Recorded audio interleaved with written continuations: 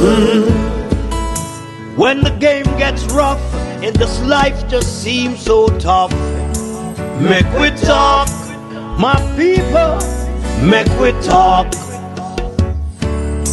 When this town becomes an ugly place, don't let it erase the smile from your face. Make we talk, people, make we talk.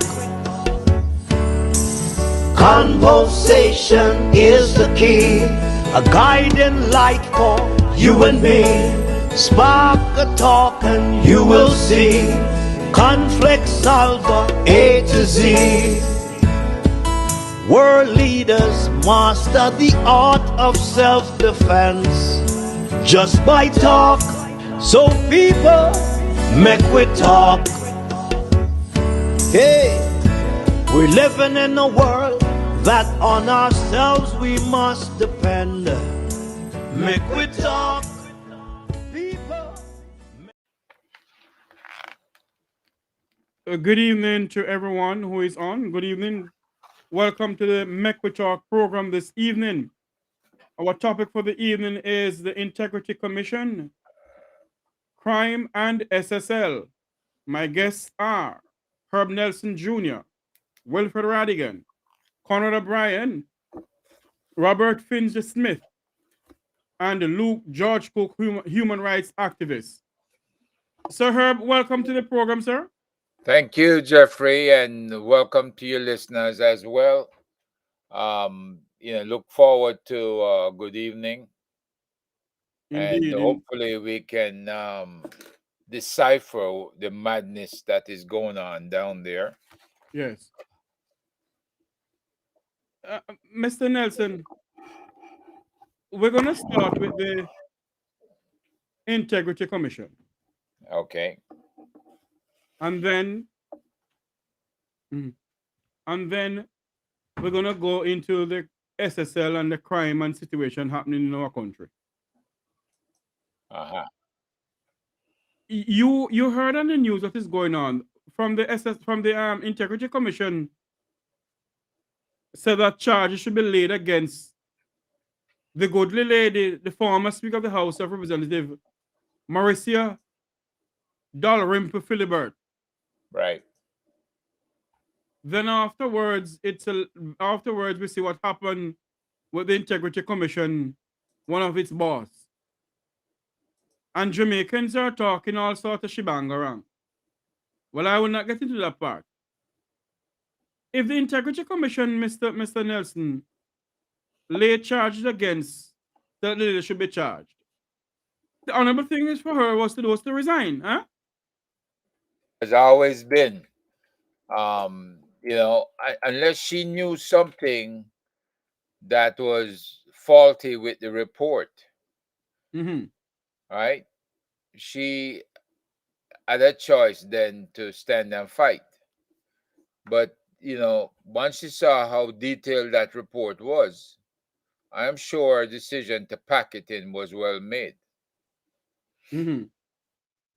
And, she spared a lot of people a lot of embarrassment because, as you know, since they turned in the Prime Minister's report and demonstrated in that report that he was giving away contracts or recommending contracts inside and outside his area of responsibility.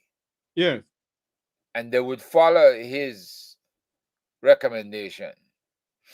And that the contracts were going to somebody who was associated with for over 20 or more years. In her case, this wasn't about contract. This was about her just plain lying on declaration forms and failure to file proper tax forms as a member of parliament, right?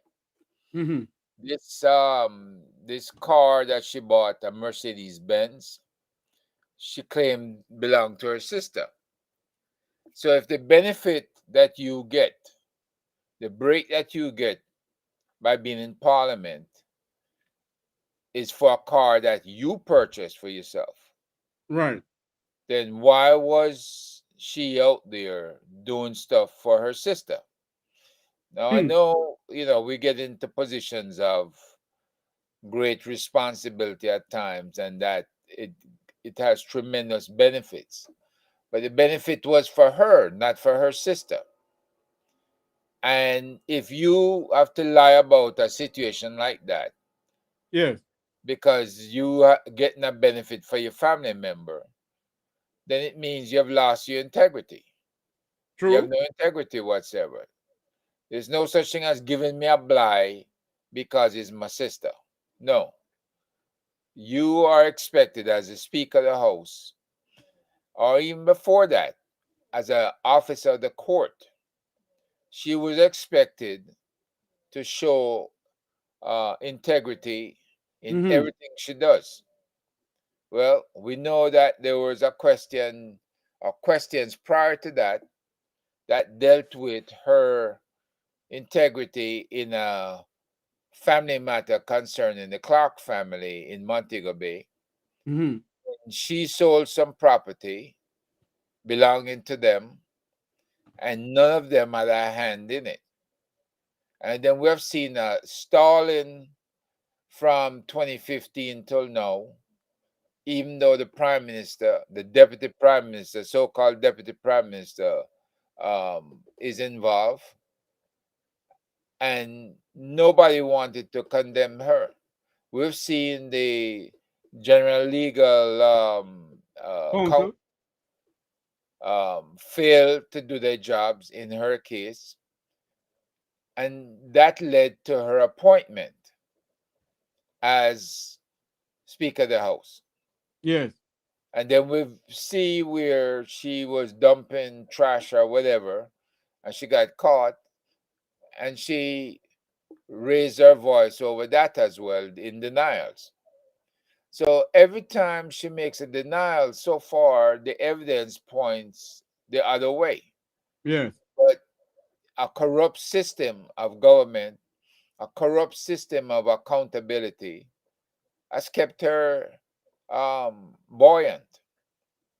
So finally, now the Integrity Commission has Mm-hmm. used the car buying business to blow her out of the water because she has no defense on that. Yes. And from what I understand, they're going to come back at her with the Clark affair.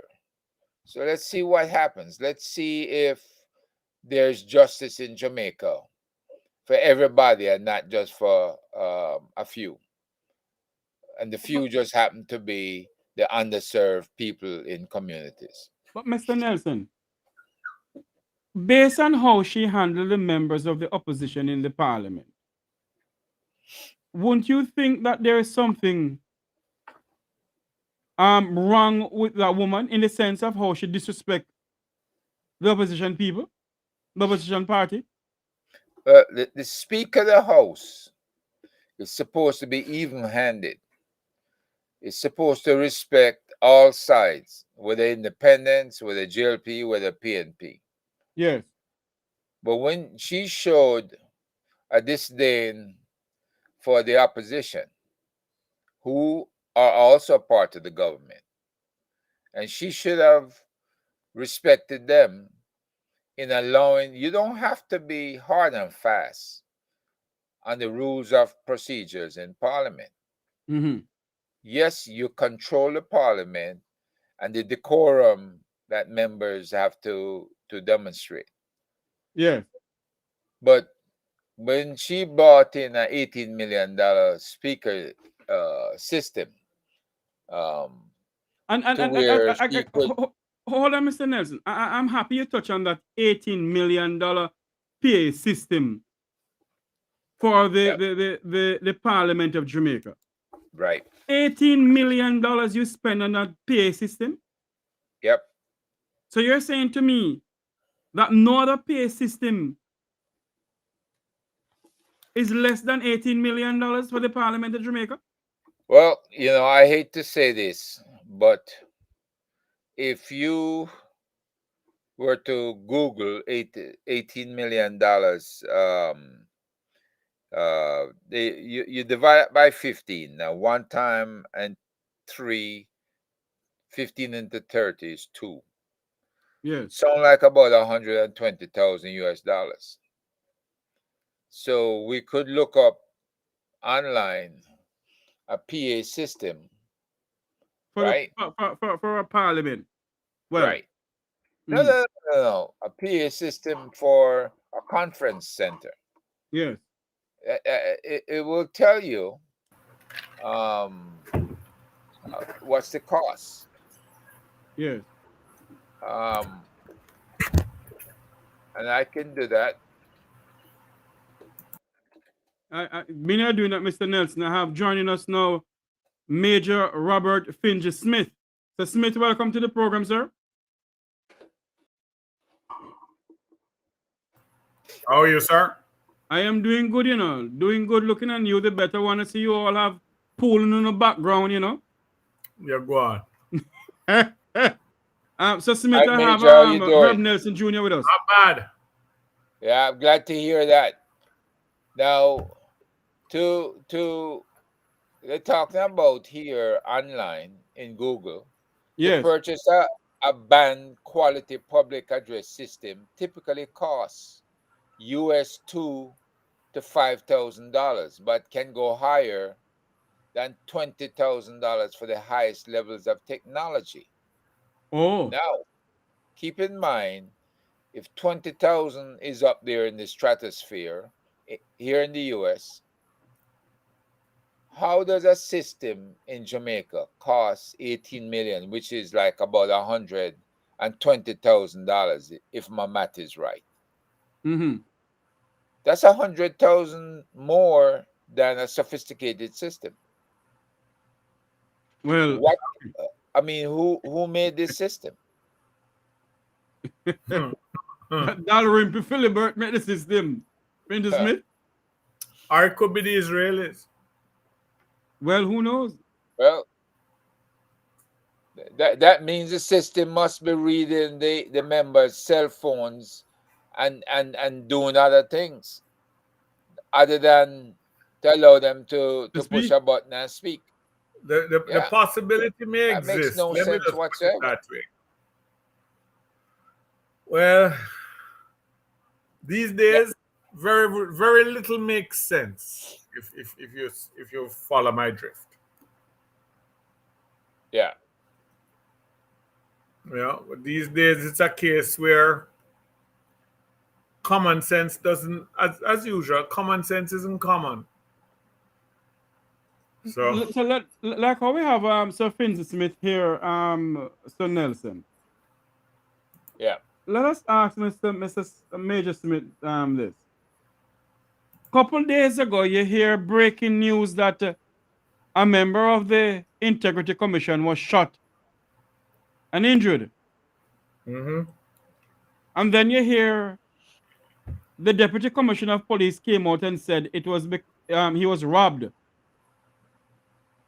Mm-hmm. He was robbed. Well, Jamaicans they took his briefcase. Pardon me? They took his briefcase, to the best of my knowledge, which means he was robbed of it.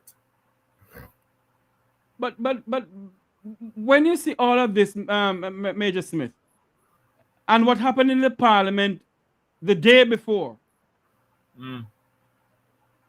I am not saying that you should, but I'm thinking that there was something tied to something there.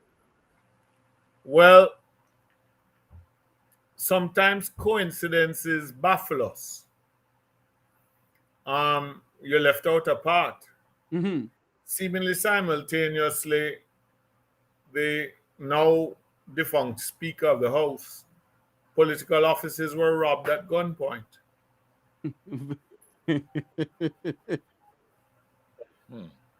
That's very ironic. I find it an unfortunate turn of events. Yes. Mm-hmm. So, Mr. Smith, Mm-hmm. in all of this, what would you say to Greg Christie right now? Because obviously the members of the Integrity Commission are a threat, their life is at risk. My understanding is, I believe a request may have been made prior to all of this for additional security. How true that supposition is, I don't know, but this is what my understanding is. So Nelson, you still there with us? Which, Yeah, I'm here. I'm It's listening. just that your camera system freeze up on us. We want to see you sitting in one place as if you're gonna have a drink of pina colada. And let me take a look. Mr. Smith, Jamaica is at a crossroad right now, where the Integrity Commission is investigating members of the illicit six in the parliament, and about 26 others public servants, or maybe less. Where do you see this going, Mr. Smith?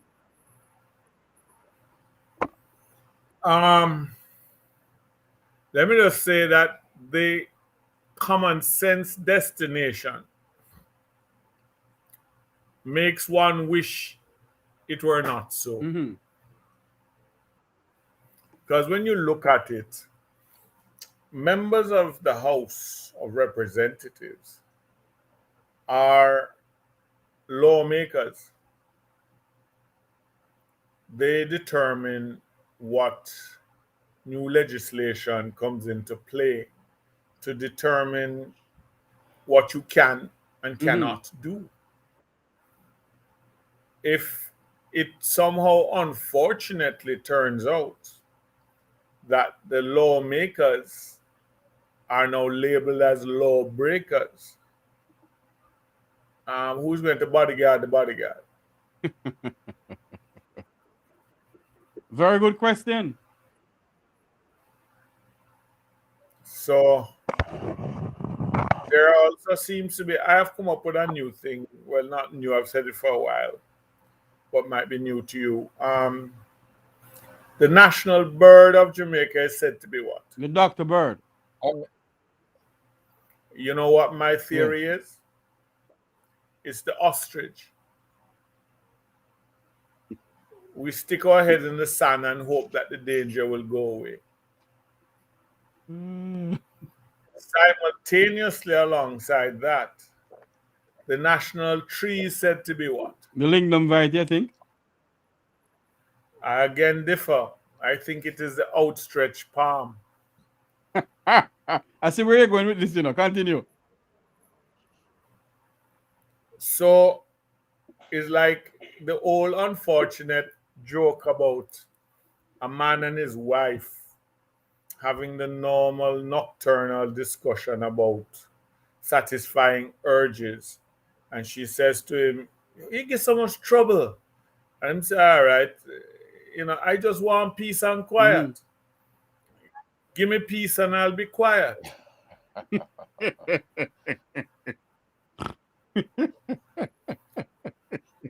I can tell those are some very well-traveled JDF jokes there, Mr. Major Smith. And you try hard not to tell them anywhere near where they're serving liquor for money. Yeah. But on a serious note, we have seemingly retreated into it can't happen to me, and if I ignore it, it'll go away. And who cares if the neighbor gets affected? As long as it don't cross my gate, I'm good. My mother, God rest her soul, had a number of sayings. One of the many, now I turn out to find is very telling, is a country usually gets the government that it deserves. Yes. So I take a long, hard look at who we are and see what we deserve. But Herb Nelson Jr., Mr. Nelson Jr., Mr. Herb Nelson Jr., Jamaica is 61 years old. And when you look on the whole scenario of the level of corruption in this country, you beg to ask the question, what have we achieved in 61 years? Because if a country cannot secure its people, as I said today on my program, then there is something fundamentally wrong with the governing of this nation. Mr. Nelson? There is a lot wrong with what's going on. And, you know, when you have a budget and you budget for success and you have the IMF laying down the law as to what monies you can use and how much you can spend. When you make certain choices about what you're going to spend money on, it makes a big difference. We talk about having a crime plan, and it's clearly obvious that we've never had a crime plan, and it seems like we're flying by the seat of our pants. You have Minister Clark spending $18 million on a PA system. You have the fact that you can't give pay raises to your emergency management folks in the police and in the fire department, right? Teachers, right? Education has fallen to the wayside badly. The same people, the same communities that graduate and can't read, much less write, can't comprehend, so they don't understand things that are essential to their very existence in that community, yes, or in Jamaica, right? You have $2 million they spend to US dollars now. They spend to upgrade King's House, right? And nobody lives in there. And nobody. Only the dead governor generals and the dead governors back in the 18th centuries and the 21st century live in there. Well, it's like a museum, and he lives in the museum, right? They spend $6 million on new vehicles. Now, does he have any idea who got those vehicles? Well, the prime minister have a fleet of, well, I shouldn't say a fleet. He has 2 Range Rovers. From there that they see them driving only the Prados and the BMW. I don't know what happened to the Range Rovers. Finzi-Smith? Go ahead, Mr. Nelson.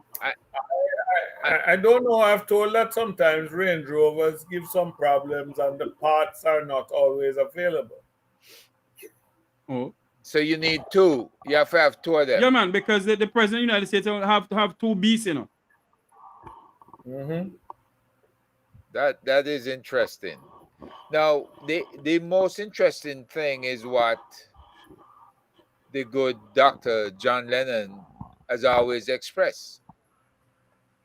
Why are all the Jamaican institutions, to include schools, paying JPS for electricity when it's, it's way out off the grid? You still there, I'm Jeff? here listening to you. I hear you loud and clear. Okay, yeah. Why do they pay so much for the electricity when it's cheaper to go and get alternative energy like solar power? We have the Blue Mountains, John Crow Mountains going through the center of the island, Cactus country. Why can't we put windmills up there and have a wind farm in each of the counties that can supplement the power to local people, rather than have the people stealing electricity? Why can't we do these things? These things are progressive. That is too common sense for us. Yeah. Plus, it may retract certain earning capabilities of certain people to be said nameless. Yes. But That's troubling though. If these so-called nameless people have to depend on poor people to pay electric bills for their stipends, but it really and Well, truly is troubling. but generally people well, go ahead, Mr. Smith. you have missed something there. Has anybody identified the vendor for the microphone system? That's the question we've been asking. If we can find out who the vendor is, then we can track and trace to see what the normal cost of that system is. Because if you go to a convention center here in US and they're saying $62,000 might be a high price to pay, in excess of 20,000. This 120,000, I'm sure, is government, so they weren't dealing with no duty or no excess tax for government to install this equipment. And what was the procurement process? Well, that's interesting. And the question must be asked also, who got the contract? And is any member of the parliament have shares in that company, or that company is owned by a member of parliament? And that is why they want to get rid of the Integrity Commission and Greg Christie and all of that, calling Greg Christie to resign. Finzi-Smith, your take on the whole of them calling on Greg Christie to resign. Do you know the English language is a beautiful thing? Yes. Let me give you an example. The pen is mightier than the sword. Yep. You Yes. get that? Yes. No? Okay. If you move the comma and attach the is to the pen, it reads completely differently, you know. Yes. It says the penis Yep. mightier than the sword.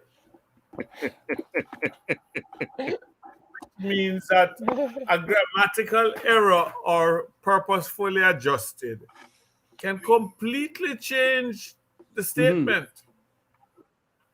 I've heard people remarking, as to the abruptness and the tone of the reply.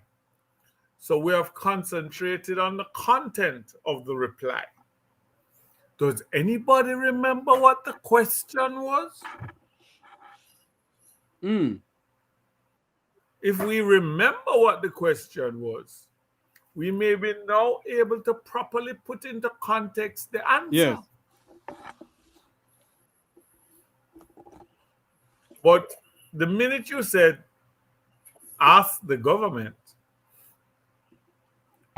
everybody leapt upon it as an indication of trying to lay blame for the shooting at the government's feet. But anybody, any wealthy. Which may not have been true. Go ahead. It may not have been in the intent of the answer. Again, I challenge you.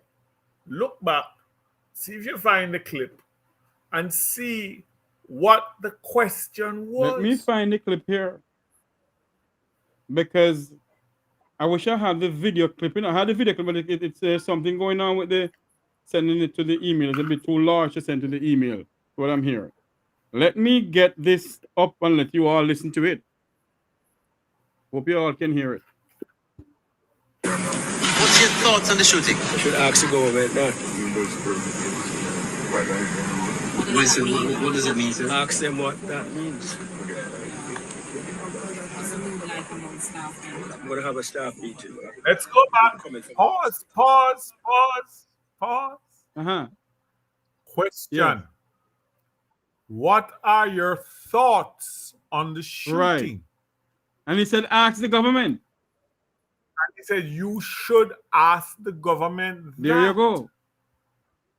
Which means it would be proper for you, considering all circumstances surrounding, to say to the government, what are your thoughts on the shooting? Hmm. No one said, who do you think did the shooting?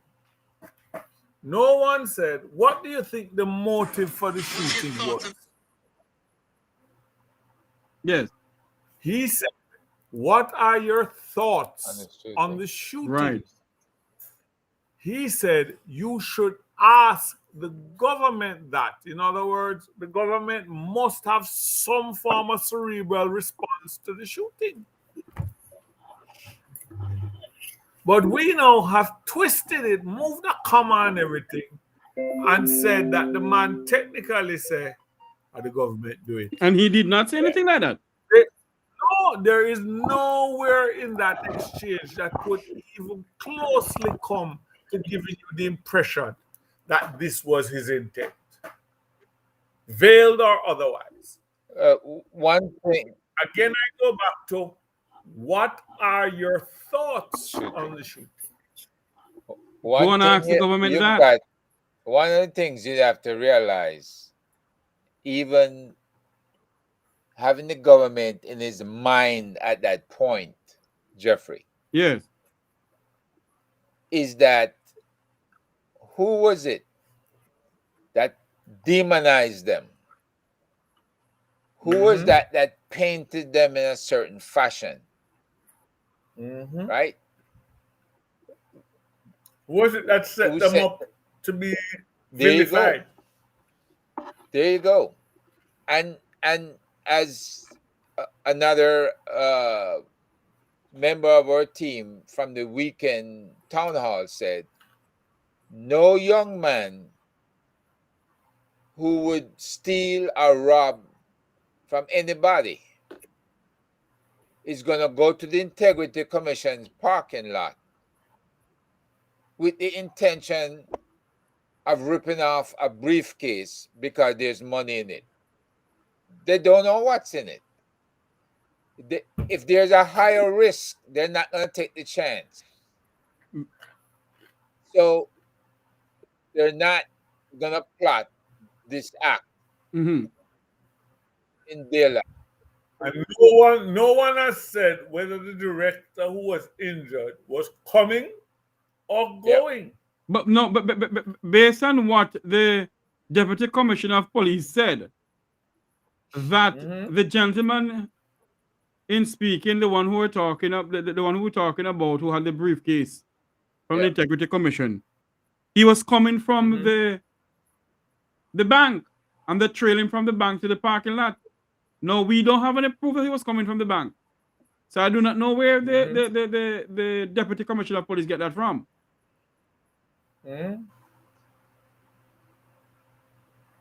Plus, what time of morning was the shoot? At about 11:30 when I got the news. They say it happened about 11 o'clock. Yes. So the bank would have been open then. But you see, what they did is to reorient our thoughts to robbery by saying he was coming from the bank.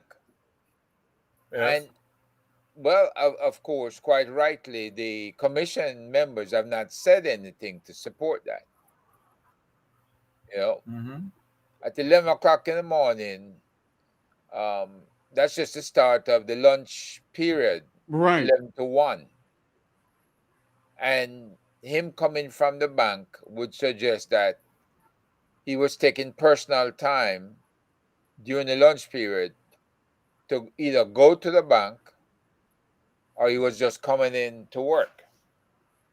And the question is, which bank? Where? That's a very good question. Which bank where? New Queenston filled with banks of all forms, size, and Absolutely.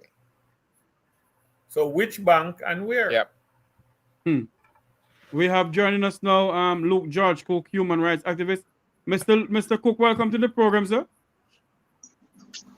Mr. Tavares and your panelists and your listeners. Good evening. Good Evening. evening. Your views on the Integrity Commission, Mr. Luke George-Cooke, and what happened. You know, we have three topics this evening: the Integrity Commission, crime, SSL. Oh Lord, we have lost Mr. I Cook. think He'll be we coming lost back. him prematurely here. Yes, we have lost him.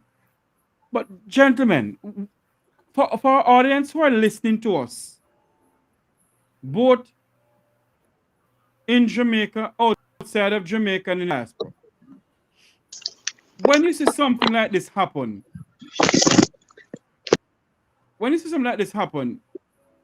Jamaicans overseas are saying to themselves, what the dickens is going on in our country? Mr. Nelson, you're a part of the Jamaican crime task force, the diaspora crime task force, rather.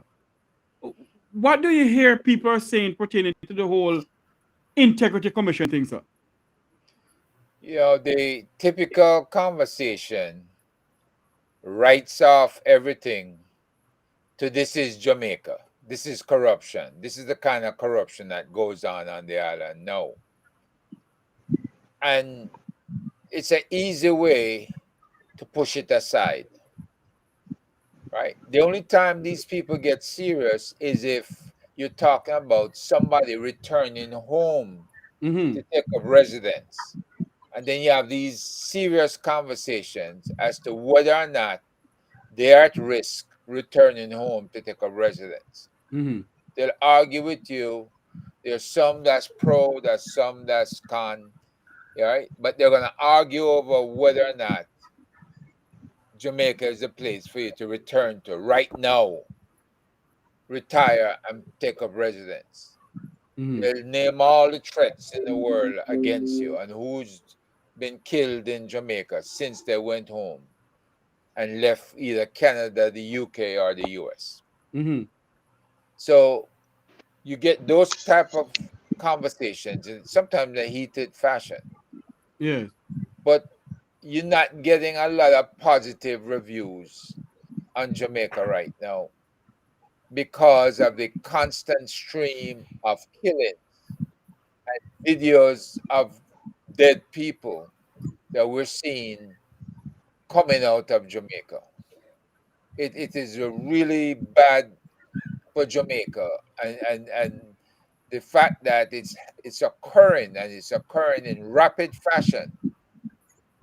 And of course, no news escapes the internet nowadays.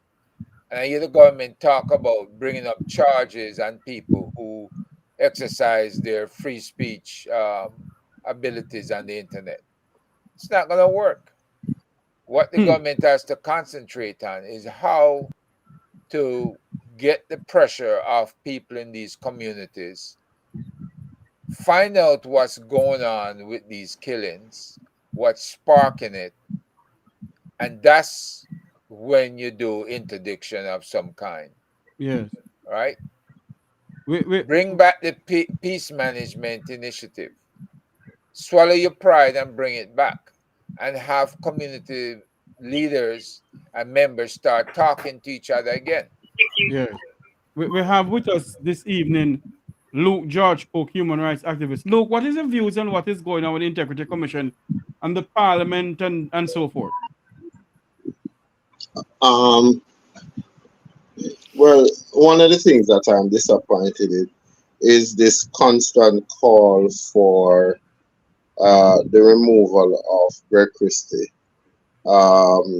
Greg Christie, as Contractor General, stood up for the Jamaican people. He took very unpopular decision, and he left to serve another Caribbean island, and was given the position to come back and to serve us in this regard. Now, it would be a crying shame for us to lose Greg a second time, because he made a statement which some people consider to have been defaming the government. But prior to the incident in which one of his director got shot, we here in Jamaica, and by extension, your panelists would have heard that the Integrity Commission was coming under fires from many quarters. The way how they were spoken about and how the work that they were doing, people sort of became very derogatory. It made it look as if they were on a witch hunt, as a famous president would say it was a witch hunt. When in truth and in fact, these men and women, like our police, commit to ensuring that there is a fairness and transparency in Jamaica. No one who is serving and is serving as credible as Greg should have to endure that level of threat and the sort of way they were being trashed. Undoubtedly, if this was an isolated robbery, just because we know that the New Kingston area has had that problem where people break into your car, people rob you in broad daylight, yet still that's the business capital of Kingston and St. Andrew. But if it was as a result of the fact that this organization is facing a lot of pressure to produce and to ensure that our public officials carry out their function credibly. And the things that came out of some parliamentarians' mouth would have led to a supporter or, in my view, somebody contracted to carry out this assault on them, which is quite common. And that is one of the fear tactics that you utilize to ensure that matters don't come to light, they die a very early death. I didn't think that the utterance was unfair when he says, well, ask the government, because ultimately you were putting those people's life at risk by virtue of the things that were being said publicly to about them, and how they had this overreach to the point that you have to give them a gag order. So it's almost like they give me the responsibility, but when you're not satisfied with the output, you start to make it look as if I am doing something wrong.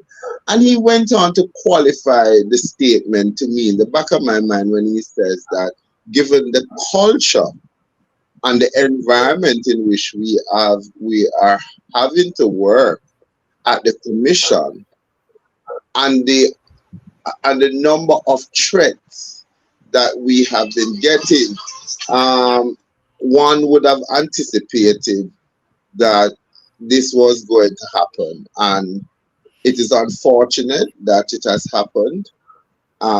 We wish Greg and his staff God's protection, but more so we wish the injured party speedy recovery. And I believe that we all should be out in the street in a black shirt that says, take your hands off the Integrity Commission. At least that is an entity that is standing up for the Jamaican people. And we stand behind Greg Christie and his team.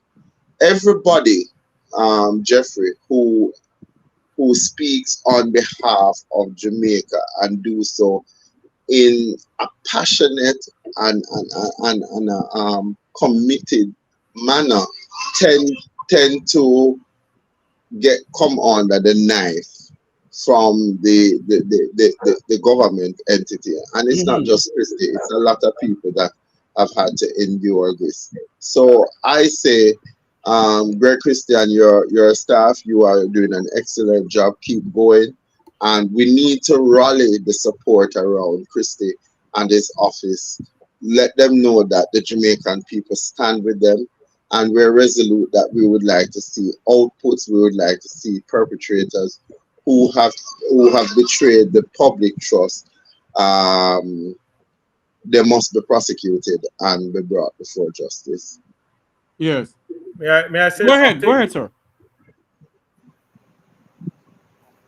I grew up in an age where certain sayings have now proven to be not only true but amazingly accurate.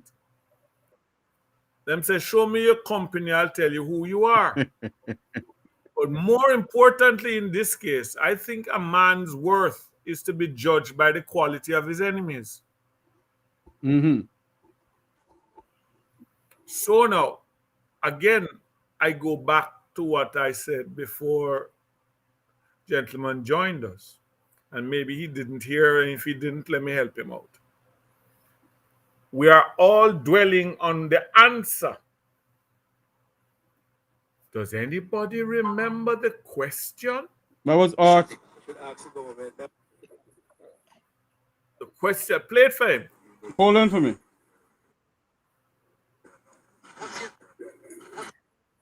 Hold on. What's your thoughts on the shooting? Should ask the government that.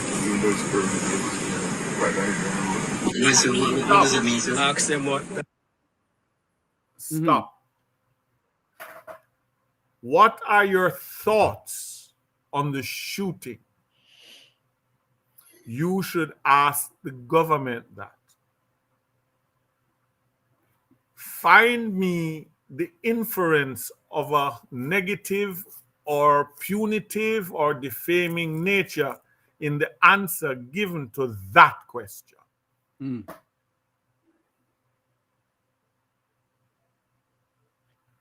Can't hear you, sir. I think your mic went mute. Yeah, you see what I'm saying? Exactly. You see it just how I see it. And when we look from some people who are called for Christie to leave, those are the same set of people who are saying that they would like to see more transparency and accountability in the government of Jamaica. Let me help you further. Do you know what the problem in Jamaica is where crime is concerned? Tell us. Back to the English language. Everybody has been asking for a crime plan. A crime plan means you're planning crime. And they don't have any plans to stem the crime in Jamaica. Go ahead. The question should be, where is the crime prevention plan? Absolutely. Which then would force someone to say there are handbag grabbers in Halfway Tree. How do we intend to negate this? Install more cameras and increase the amount of patrol officers on the ground. That's one start. That is the plan to prevent it. It is logical to say if that part works, you see, again, we have a brother in Jamaica. Anyway, if that plan works, it is logical to assume that you're going to have a vast influx of new occupants of the jail cells in Halfway Tree. So you now must make plans to accommodate them so as that they don't fall into the quagmire called our legal system. A decision must be made. Is bail going to be offered? And if so, are we setting a base limit for this bail to prevent people being able to make it easily and return to the streets? Whilst we're doing that, how quickly can we get them through the system? So, night court, I can lock you up at 4 o'clock, try you at 7, and put you behind bars one way or the other by 9. Other than that, this case comes up for mention 6, 7, 8 times, and it clogs the system. So you take steps to say, if I do this, this is going to happen. And if this happens, this is how I alleviate that. So, all right, in the area in which I live, the roads are terrible. And I've lived here for over 30 years. So all of a sudden, because it looks like election is on the horizon, the councillor runs around making all kinds of, they're bringing the mayor to look at the place and So now I'm looking at it, I say, okay, I've heard this before. I've lived here for 30 years and no one has touched my road. The fact I drive the car on it is, I wouldn't put a donkey on it. It would be considered cruelty to dumb animals. But the next thing is this. Okay, so you're going to come and get my vote by throwing some asphalt on it and digging it up and things. Fine. But the age of the area in which I live is such that the pipes, the water pipes, are in bad repair. So if we're going to alleviate that, we're going to have to dig up the roads you are trying to fix to get my vote to put in the pipes. So what plan is there to coincide the fixing of the roads with first the laying of the pipes? So I don't have to dig again. But we don't think like that. We pave, we dig, we patch, we dig. We patch. So in other words, Mr. Smith, you're saying the same way they treat the infrastructure of the country, so the same way they're treating the crime situation of the country then? Yes. We're doing knee-jerk reactions. You must have, in these days of computer and artificial intelligence, which I find it interesting that a computer asks me to prove I'm human. Yeah. But the fact is now, I am looking at a situation where the data must tell you what crimes are prevalent where. You can't take one brush and whitewash everything.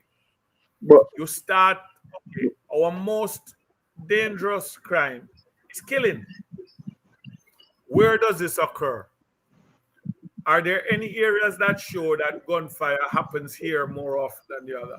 So therefore, I now need to find out how much will it cost me to get some drones and run the drones across the area. So I start picking up people from up top. Long time. And then I send in a team to respond to them. After a while, they don't want to move because they are being watched. In Trinidad and Tobago, they have this blimp over Port of Spain with a whole heap of cameras that watch the whole country. So why can't we invest in something like that? Because we're buying microphones. $18 million. We spend $68 million on NIDS. And, but you and can't protect the data. Right now we're spending $1 billion on census taking. Yep. So it comes back to who are the people that are doing the procurement process and who are the people who are getting paid for this. Because I'm telling you, some of the census thing have a problem. Because you have people say them might as well don't get paid based on what them collecting in them hand. So we have improper priorities by the government. Yes. And a lot of mismatch priorities that does not allow communities an opportunity to have any degree of success. Not only this, we tell our children, go to school, get an education, get a qualification, and get a job, which means we're back to the plantation. Yeah. I've said it before, I'll say it again. Jamaica is the largest remaining plantation on earth, undergoing the longest slave revolt in history. So we keep the plantation stocked. So the more people scramming for small jobs is the less you have to pay them. So why don't we tell our youngsters, get a job, get a qualification, get certification, and own something? Yes. People do not destroy what they own. But not, again, I'm going to sound racist, but not many, especially in this country, don't like black people owning anything. We belong in the unemployment line. Yeah. And should be grateful when we get a little 9-to-5 that don't pay squat. But Jeffrey, Jeffrey, you see what the guests are saying. I am in agreement with, because you talk about $1 billion, and I've said it time and time on your program. I have never seen a census taker. I have not. And yet still, I saw the paycheck of a census taker most recently. And the question was, why do this job if they take out so much in taxes? Not only that, there are people out there with relevant data who have not turned in the instrument because they are waiting for the day when they will turn in and get paid. So there is a campaign with, by young people who say, no pay, no instrument. But the time for census taking is literally completed. And the report is supposed to be generating how government is going to plan for its citizens in the next 10 years. Critical to that, if I have not seen any census takers, and I have just been doing my own census by going around and saying to people, have you seen a census taker? And people have said, no, census still a keep. And I say, yeah, census is supposed to have been completed. $1 billion was spent on that project. We bought millions of dollars in instruments, trained people in a number of man hours, and we're not getting the output. At the back end of that, which is the crime, Census recently put out a job report that says, boy, everything nice at Jamaica, because almost 99% of Jamaicans are working. No, nobody. You know the problem is, hold on, sorry, don't mean to cut you. Do you know what is included in that figure? Yeah. Man who wipe windscreen at stoplights, which means that based on their age, we are condoning child labor. Yeah, you see what I say? It make it look like so the people at census are willing to lie to the Jamaican people. They are not accurately reporting. So how is it that we're going to go to a crime plan when we cannot even adequately say how many Jamaicans are on the island?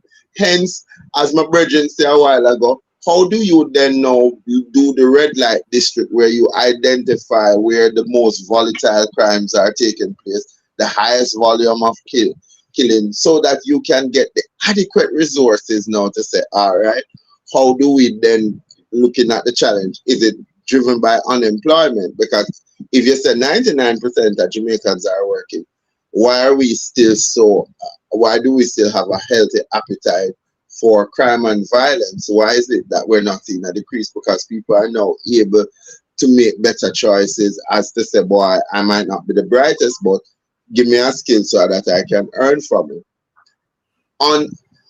I know he also talked about I know that they do it when they're looking for the international funding, that they basically label communities as communities of that have high incidence of crime. So essentially, when Herb said, why did you dispel the Peace Manage Initiative? Why did you dispel the office of the political ombudsman? These two critical agencies were carrying out a particular function that would have seen how you put out your messaging, the level of vulgarity, the venom that you spew, and what we could call you on books for. Why did you dispel of that? Why did you dispel of the violent interrupters? The people now who can go in at 10 o'clock at night and sit with some gunmen and have a real discussion about how their behavior are hampering the progress of a particular space. So if we were really serious, Jeffrey, Tavares, and guests, we would not have dispelled from that. What we would have done is sought to improve it, because in other spaces, we know that these people are who help us to reduce crime significantly. Then you have Jamaica Eye, that I hear that most of the cameras don't work. Mr. Smith spoke to what happened in Trinidad. In some other spaces, like in South Africa, those cameras are out there, and you put them in districts, and you have 10 people watching. So say that New Kingston would have fallen District 1. And I want to tell you the funniest thing about that, Jeffrey. The police station, the New Kingston police station, is just one street away a few chain away from where the shooting took place. Yep. I mean, of the commissioner of Integrity Commission. It is literally on the corner of Knoxford Boulevard. So the police, even on foot, can cordon off that area in very quick succession, because there is three way you can enter there. You can come through the parking lot on that street. You can come on St. Lucian. You can also access it from Knoxford Boulevard, because it's right in front of the Jamaica Football Federation.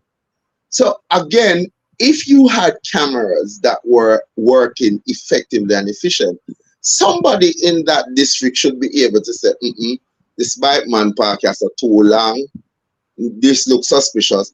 Let's get 4 or 3 foot patrol person around there so we can start to pick up, because you know of the high volume of theft that takes place in New Kingston, and the risk of having you losing your property in broad daylight.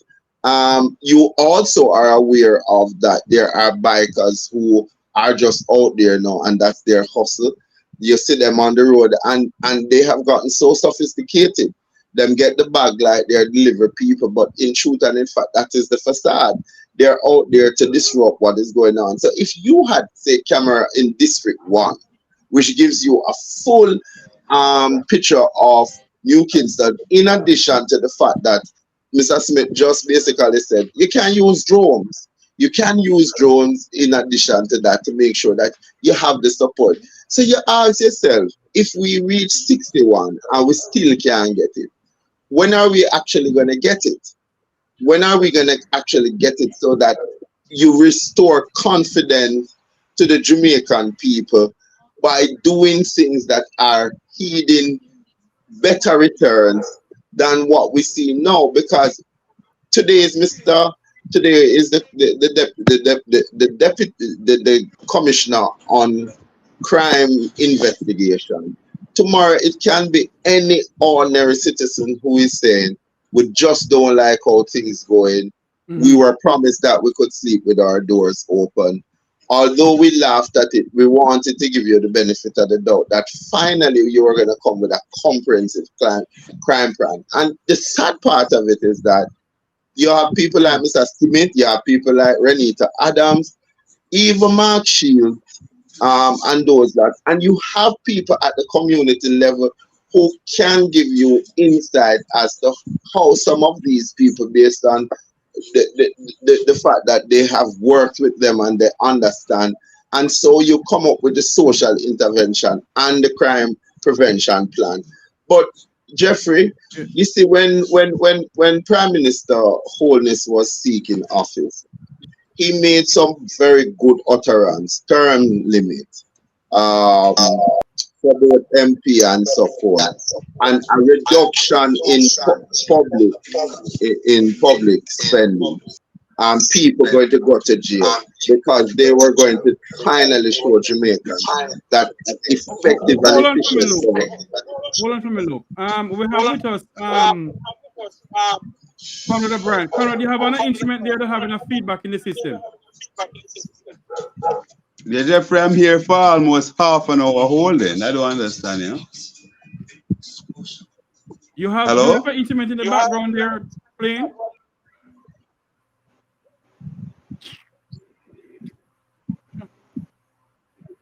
Conrad, next time knock on the door. May I say something to you? Yeah. Sir? And I have a talent for being unfortunate in my The camera utterances. cutting off your face, Lou. Hear me now. I'm certain every red-blooded male here will understand what I'm saying now. You ever find yourself attracted to a really nice-looking woman and find yourself making utterances to lure her to your bedchamber? Yes, yes, Smith. So what I said. And she falls for it and obtains it for you, and you make very cute little remarks like, nice legs, what time do they open? And you then find yourself having obtained your original intent. You still have some outstanding promises. You don't fulfill any of them, but in the hope that you will, her visits to your boudoir continue. And there lies the bigger problem, because once those unmet needs are never met, the conflict begins, and you don't want to take responsibility for making the promises in the first place. And this is what me I say, brother. Why you don't have a car? You know why you don't have a car? Your former boyfriend should have bought it for you. You know why you don't have a house? Your former husband should have bought it for you. It's always about the other person rather than my shortfalls or shortcomings. No, again, I'm begging everyone to just bear with me. It's not a crime plan. It's a crime prevention plan. As long as our mind still sticks into crime plan, we are unwittingly giving energy to crime. It's only criminals plan for crime.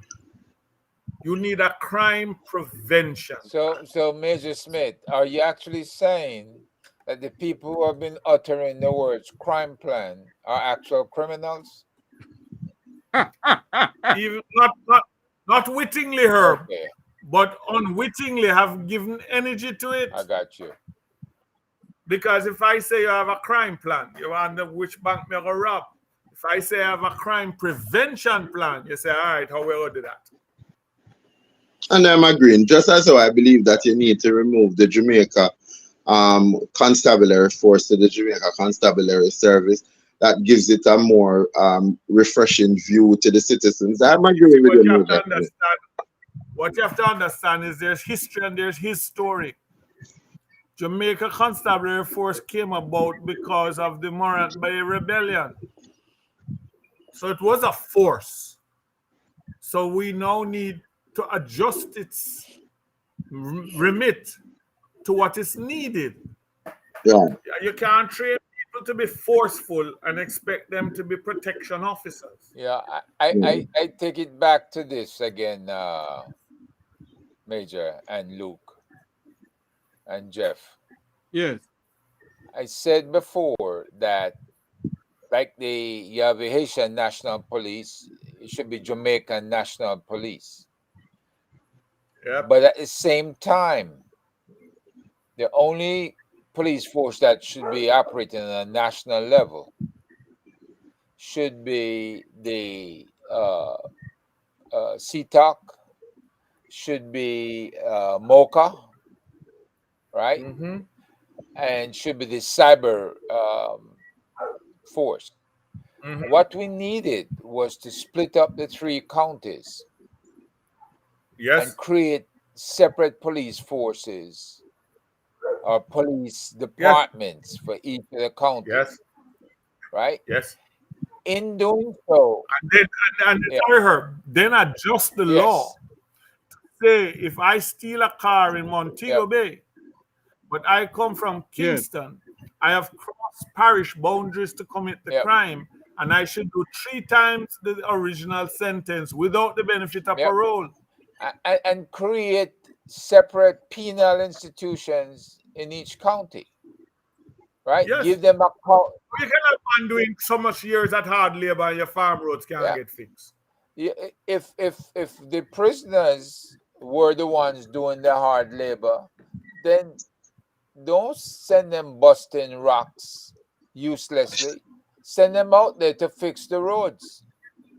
Clean the drains, yes. Cut away all the bushing. And at the same time, you pay them a stipend so that they can send money home and keep their kids and their families fed. You know. And then you go to the United States system and put a chain gang on them. So nobody want to run with. Yes. I have joining us here talk show host from News Talk 93 FM, Conrad O'Brien. Conrad, welcome to the program. Hi, Jeffrey. How are you doing, man? I am doing good and living. Just need a drink of drunk, bro. You're not easy. Jeffrey, I feel like you have a little bit of blood in your alcohol stream. All right. You know, that is why I said, you know. Let me greet my friends. Let me greet my friends Herb Nelson, of course, Bobby Finzi-Smith. Who's the third person there? Luke George-Cooke, human rights I'm activist. not his friend. Who is that, Luke? Yes. Yeah, Sir Luke. Hi, Luke. How you doing, man? Oh, I've become a friend. All right. Don't ask the government. Ask Jeffrey. No, actually, I didn't get I've been trying to get on for the last half an hour, so I was just wondering why if Jeffrey wasn't acknowledging that I'm on. No, However, man, I would never do that to you. However, here we are. Yes, go ahead. Census aspect of it. Mm-hmm. Right, where there are some things needed to be done. For example, that's not a bad thing. It is indeed a good thing. However, maybe how it is done and the fact that people are crying foul that they're unable to get their pay and so on and so forth, when it was said that $1 billion was allocated for that, that's where we need to drill down. How is this $1 billion being spent? Is the money being I want to use my words carefully. What is happening? Why is the money not coming through? Why we're hearing so much stop and start and people are indeed crying foul that they work and they can't get paid? Those are the things that we need to drill down on in that regard. But the hot button issue that is at hand now is really I don't know if you guys have gone into it deeply, the Marissa Dalrymple matter and also the Integrity Commission scenario. Have you gone into that? So yes, there are some very, very serious questions, in my opinion, that we need to look at. And I had Wilfred Rattigan on my program today, and he asked some question about how the resignation came in so fast when there was a iron move in the first place that she would not pay anybody any attention as for the call for not a resignation, but for her to step back. And the conversation now is it that she is aware of more to come, so that she decided that she'll just give a combo? She will remove herself as Speaker of the House and also the Member of Parliament for South Trelawney. That's something that is quite troubling there. And is it that the conversation that we have been drips and drops off, there could be some thing with the General Legal Counsel and all of that? Or is the situation piling up and Marissa Dalrymple, and what we have seen so far is the tip of the iceberg? It is also very instructive, in my view, that we saw two situations. One, the parliamentarian and the government side, to include ministers of government, circle the wagon with Marissa Dalrymple and was saying that she would be going nowhere. And on the other hand, access before, during, and after the absolutely, and also concerning to me is that we have heard not from the PM in all of this, and certainly it raised the eyebrow as to how the PM so quiet on this one. Also, we'll have to throw into the mix, could we see some other movements come tomorrow in the House of Representatives where other things could table, we could get better and further particular? The 6 persons that are now cited, those are very, very interesting scenario to watch. The space must be watched right now. Very, very interesting And we must add to that that the Morris Dalrymple issue certainly wasn't one of them. And hold on there for me. Yes, but just a second. Sorry to trouble you, Rafi. You know, I don't think we need more police officers in Jamaica. We need more investigative journalists. Let me give you a question that I would love to be asked. Yes. Was there being paid travel allowance on the vehicle in question? Absolute. If so, to whom was this being paid? Considering that it couldn't be paid to anybody other than who the concession name was. But not only that. But not only that. Hold on there for me, Conrad. Let you come in, Luke George and Herb Nelson Jr. Not only that. Is the former Speaker of the House situation opening up more can of worms by saying to the illicit six, come out and unveil your mask. Look, we know who you are. In which modern democracy can this really happen? I know you were going there. Considering the precedence that has been set by the former speaker, could it be we're in line for 7 by-elections? Very interested, my friend, and that's another layer that we would have to put the discussion in. Is the People's National Party ready, and are they basically smelling the coffee? Because I can tell them this, that if they decide that they will not contest the by-election, certainly the Jamaican people would be turned off of the People's National Party in no small way, but in a massive way. They must contest the by-elections. But you need to strike while the iron is hot. Look, before we go there, somebody asked in your chat if the statement by Greg Christie equates to what ISIS said. ISAT said ISAT is an individual and he has an opinion. I may not agree with it, but it is his opinion. The truth of the matter is that people are just very fed up of a system of corruption and nepotism that we have seen in all of the political dynasty throughout their tenure. And when you have an accountant general writing her report, and she talks about just the amount of money that goes unaccounted for through the awarding of contract, it's telling that are we, the citizens, taking serious note of what is in black and white? And how do we demand from the leadership at every level for a greater sense of accountability? And it goes back to the fact of the matter, there's always a champion, whether it's Major Bobby Smith, whether it's a Jeffrey Tavares. In this case, you have a Greg Christie that, to me, would have done far much better in the international fair, with less likelihood of being threatened and killed, him and his staff. And I noticed that one of your audience, I'm glad to see Douglas back, asks, who is Jeanette Codner? That one took me for Codner is somebody who has my greatest respect. Calder, sorry.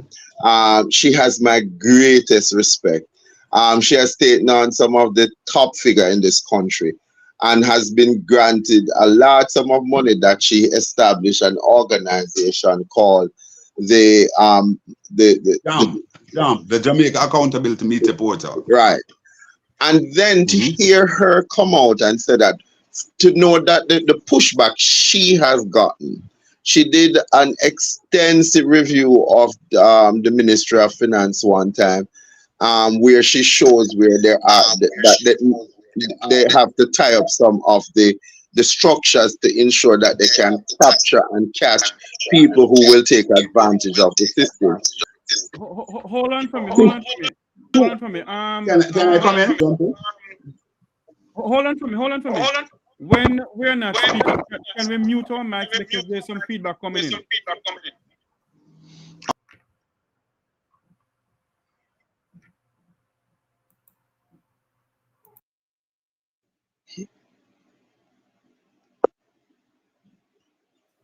You muted Jeffrey. Okay, sorry. Conrad, you're going to say something, comment on what Luke said? Conrad?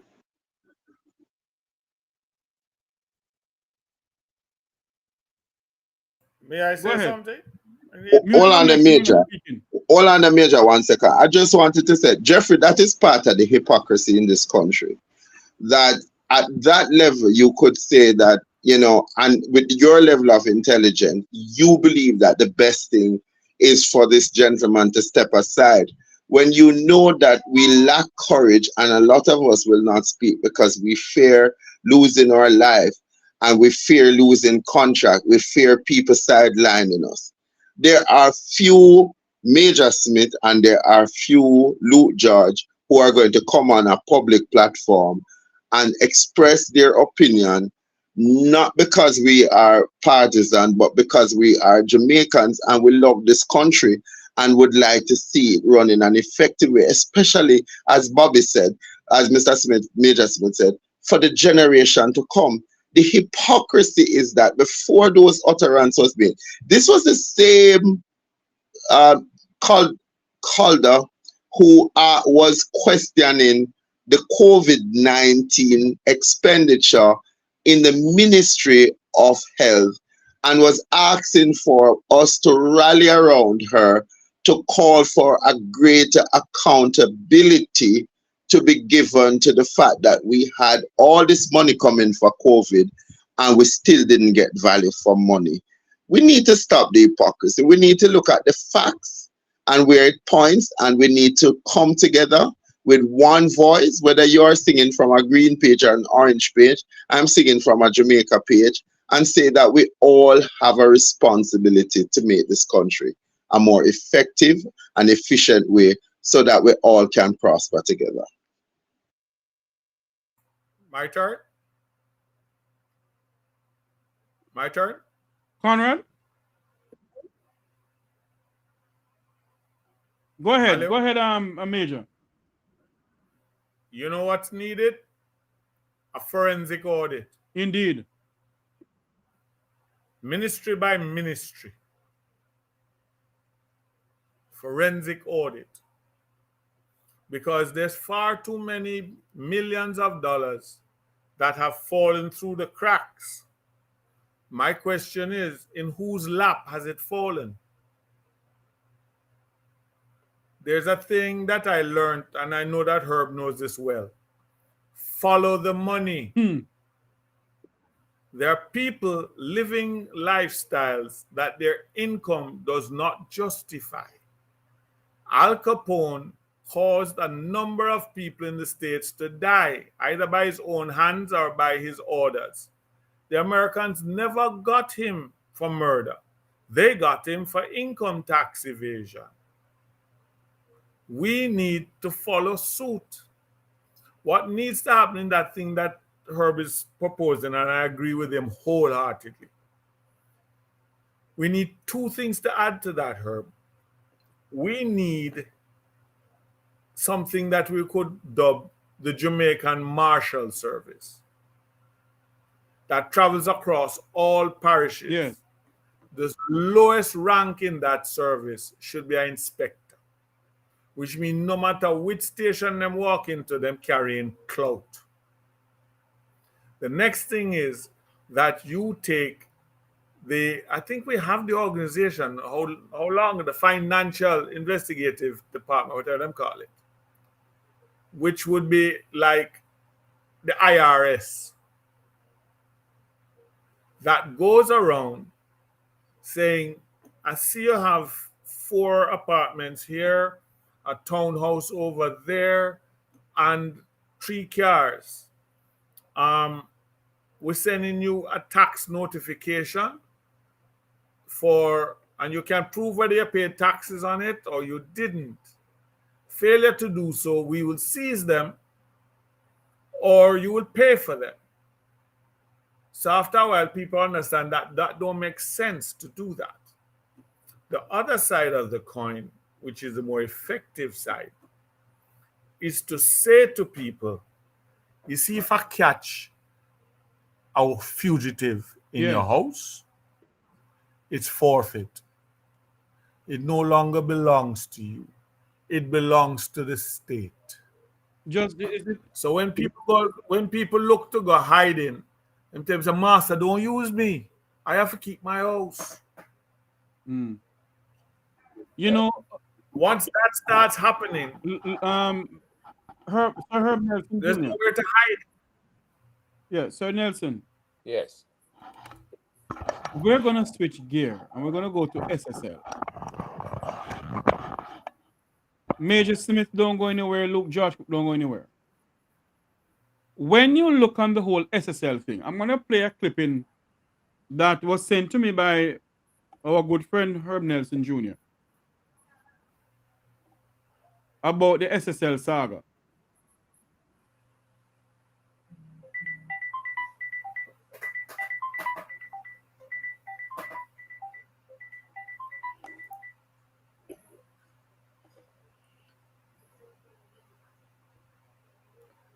You should let me say, Jeffrey. I do endorse what You're Major not hearing Smith it? is saying. No, we're not hearing anything. Hmm. But I was endorsing what Major Smith just repeated. Oh Lord, I have it on the wrong thing. That's why. Go ahead.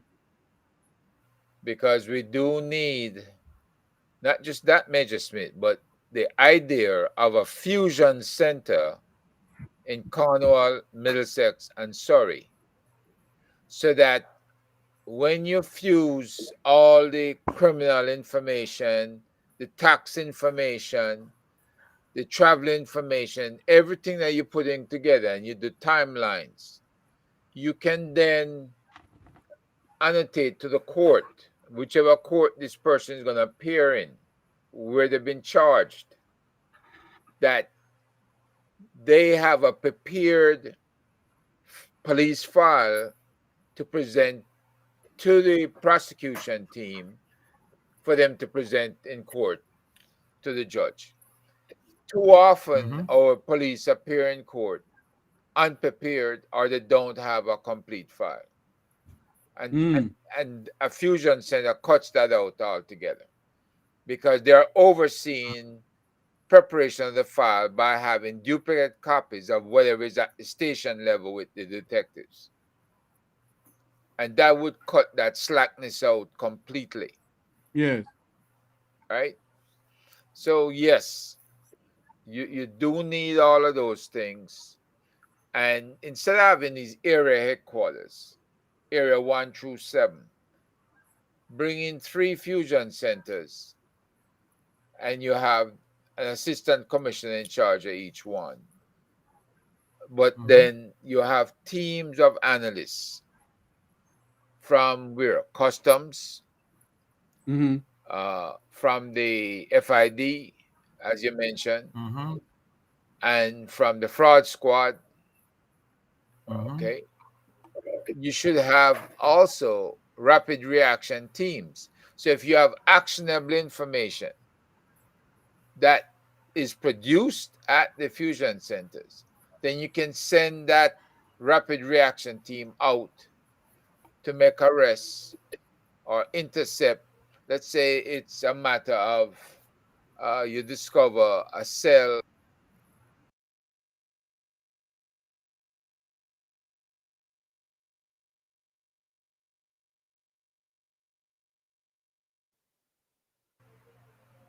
that just appears. Can you hear me? Yeah, we can hear you. Yes, I I don't Say know why you it's not that. discover Sorry. a cell of assassins, and you want to prevent some of these murders that are going down without police knowledge.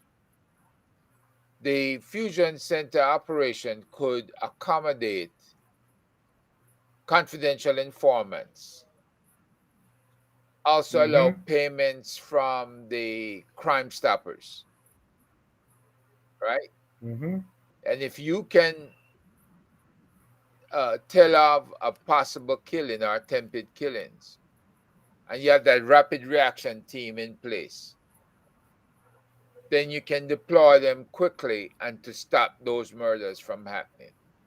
Because too often we see whole families being killed, or 2 or 3 people or 5 people being killed, and nobody had any idea it was coming.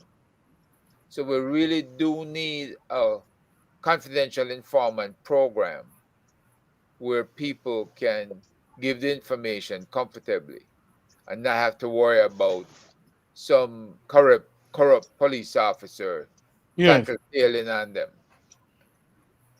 What we need to do also, Herb, if I might be so bold, we need to start defining certain behavior patterns criminally as terrorist acts against the state. Domestic terrorism. When you kill an entire family, it's domestic terrorism. And we now need to enact legislation, tooth sweet, and the tooth of the sweeter, as to what the constraints of being charged as a state terrorist mean. There's no bail.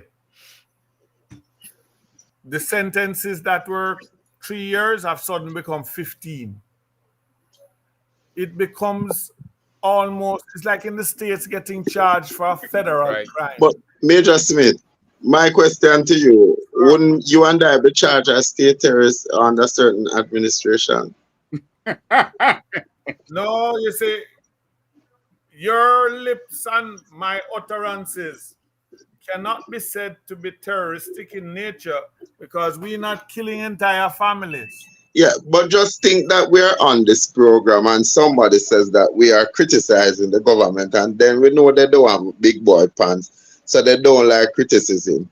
And then they turn our utterances to say that we're inciting violence and we are anarchists. Because I don't have a problem. I don't have a problem with what you said. It's just that I don't think we have the maturity. Our government has. Maturity has nothing to do with it. What is the best defense? What is the best defense to a charge of defamation? Truth. The truth. We have. So as long as you don't find yourself lured into untimely utterances, you're good. Conrad, go ahead. I, for example, sit here and say, without any fear of claims of defamation. Yes, Conrad, go ahead. That charges against. Hold on, just let me finish. Charges against the current holder. Hold on for me. Hold on. Post. Finish your statement. Finish the statement, please. Charges against the current holder of the head of the Integrity Commission to say that he attempted to defame the government is something that is nested in fecal matter and should be flushed likewise. Agreed. Because again, I go back to the question: what are your thoughts on the shooting? He said, you should be asking the government that. There's nothing defamatory about that answer. Conrad O'Brien? Conrad? Absolutely. And I did say today. Yes, I'm here. Are you hearing me? Go ahead. What's going on? Go ahead. Yes. Yeah, man. I'm saying. Yes, man. So I'm speaking. I'm trying to talk. I'm saying, Luke. Yeah. It seems as if Luke's not listening at the right place.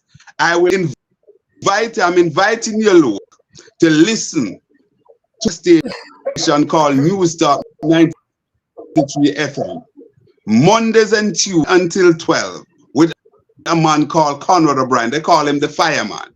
You appear on these spaces maybe once. I am on the beat 3 hours a day, Monday and Tuesday. Hold on. You said he appear on here only what? No, I'm saying that maybe he is not aware of somebody like me who pounding the ground 3 hours per day, asking the tough question, maybe one of the few mainstream media personality here in Jamaica doing that. I invite you to listen. That said, No, I Conrad, agree with Bobby Finzi-Smith wholeheartedly.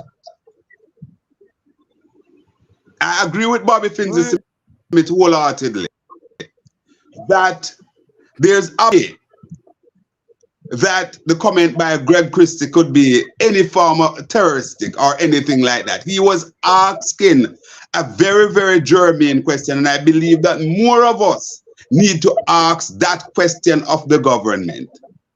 And what we saw in Grand Spen over the weekend, where we saw what we have been seeing over the weeks, the months, and the years after this government promise that you could sleep with your windows and door open, we need to ask these tough questions. And I believe today the entire country of good thinking should be enveloped around a Greg Christie. And I just want to take people back to a little vintage that Greg Christie took the People's National Party administration on in no mean measures in asking tough questions. And at the time, the no government that was in opposition backed him to the hilt. But as my good friend said, that these guys don't wear big boy trousers. So they are very, very much afraid of criticism.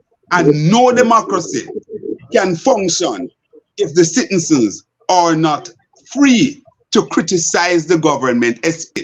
In our Westminster-style government, like Jamaica, where the winner takes it all. We can ask questions of the opposition, you know, but at the end of the day, it is the government of the day that controls the purse string. And that is why I continue to ask the very, very probing question of the government.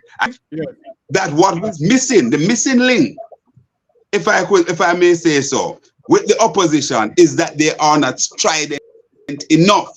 But as it relates to the governance, the spending of money, it's not the government, it's not the opposition grant themselves almost 3% increase recently. It's not the opposition responsible for a $10 billion overrun on one project.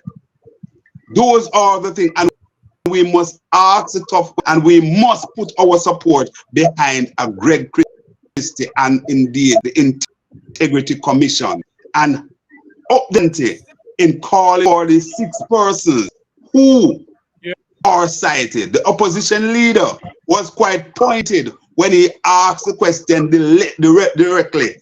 Andrew, are you one of them? We need some answers. Yes. Luke, George-Cooke, you were saying something. But let me ask this question maybe in the same way. I asked it before and I asked it again. Luke, I need the answer on this one. What happened to the lady from Trelawney? The goodly Speaker of the House, the dictator of the House, because another dictator coming up, you know. Anyway, Jeffrey, behave yourself tonight. What happened to her? Do you believe that unveiling of the 6 parliamentarians gonna come? And within the 6 parliamentarians, is there any member of the opposition party in it? Look, George. Look, Jeffrey, the fact of the matter that there's a gag order, and I don't know why the Minister of Legal and Constitution Ministry chose to put a gag order. I thought that the fact that we put people in governance, they were put there to protect. No, Luke. No, Luke. Hold on, Conrad. Hold on. No, but hold on, Jeffrey. We have to be. Jeffrey, hold on, man. Let us just be accurate. It's not. Hold on, Jeffrey, please. No, Jeffrey, Jeffrey, Jeffrey, No. Jeffrey, we must be accurate. We can't spread innuendo. If we're criticizing No. and critiquing, Allow we him must to be speak. accurate. But allow him to All right, finish go ahead, speak. go ahead, go ahead. Go One ahead, go ahead, sentence. go ahead. Go ahead, go ahead.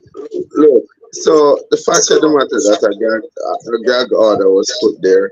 I think that it was egregious to the Jamaican people because if you're going to show transparency, them say it starts at the head. And if there are people that are under investigation, I would want to think that if you want to sort of build trust from the public in good governance, that you would at least ask those 6 to step aside while that investigation, because everybody is innocent until proven guilty. It's sad for me because I think that Ms. Dalrymple has made it even more difficult for me to convince young people in believing in good governance. And so I'm happy that she took the decision that she did. I would have hoped that others who are possibly implicated and may be found guilty at the end of the investigation, that they should do likewise. But I'd like to go a step further to say that I believe they should be charged and be punished so that the Jamaican people can once and for all see that it's not one set of laws for the people at the bottom, but it does not affect the people at the top. And I really not engaging. My opinion is my opinion. I respect everybody's opinion on this panel. May I say something now? Go ahead. I wanted to respond. Go ahead. Conrad, hold on. I would like to indicate common sense dictates that in this political season of Dunstan coming to Mordecai, that if any of those 6 were remotely connected to the opposition, that gag order would have been lifted with alacrity. Let's not fool ourselves. What is now being done is that a bunch of us are mentally playing checkers and other people are playing chess. They're calculating what they're going to lose and whether they can still go ahead with the game or they need to castle. Think about it. They would still have a vast majority in the House. But 6 gone is a campaign slogan that I can see it now. 6 gone, time come for the rest. It's a that you can't buy anywhere. And you are now caught between the devil and the deep blue sea. How do I postpone local government election? And how do I enter it with this albatross around my neck?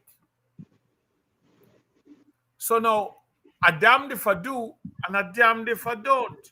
The only problem is, in my humble opinion, is that the longer you wait, is the less seats you get. The only problem is, in my humble opinion. So hold on there. Somebody have on their that instrument in the background because I'm getting a feedback here that is coming back into the system. Conrad, turn it off. Turn off what? Whatever you have on. Hold on for me. I don't have anything to turn on. Hold on, please. Whenever we are not speaking, please mute your mics because there's a feedback coming back in the system. They still hearing it? Loud and clear, still hearing it. Okay. Please mute your mics when you're not speaking. I wanted to say something. May I be permitted to? Go ahead. All right. I was just simply saying while Luke was speaking that, I like to be accurate. The fact is that the gag order has nothing at all to do with the Ministry of Legal and Constitutional Affairs. This body, the IC, is a duly constituted body by Parliament. That is to say that it was basically put together by both sides of the House. It is a mistake, in my humble view, with that gag order being put in there. However, we must be accurate in stating, because we have young people and people are listening, and we are disseminating information, so we have to be accurate. The other thing that I want to move into immediately is that the 6, we keep on talking about on the investigation. The investigation has already been completed. Has already been completed. What happened is it is there to be tabled in the Parliament, similarly to what we saw with the Dalrymple matter here. And what will flow from that is if charges are to be laid, and then it move from there. But the Integrity Commission does not just cite people willy-nilly. They carried out investigation, and it's at the end of the day, then the action that we're seeing now is preferred. So that's it. The other layer in completing the triangle, the other layer is that Mark Jefferson Golden, the leader of the opposition, said that he is not among the 6, and he canvassed all his member of parliament in the lower and the senators in the upper house. They didn't just say no, but they all penned a communique to say they are not under investigation, and they have not been contacted by the IC, the Integrity Commission. Therefore, the question I want to ask you is when Bruce Golding was in power, on the Cuban light bulb issue came up, he came out and say XQY about the Cuban light bulb issue.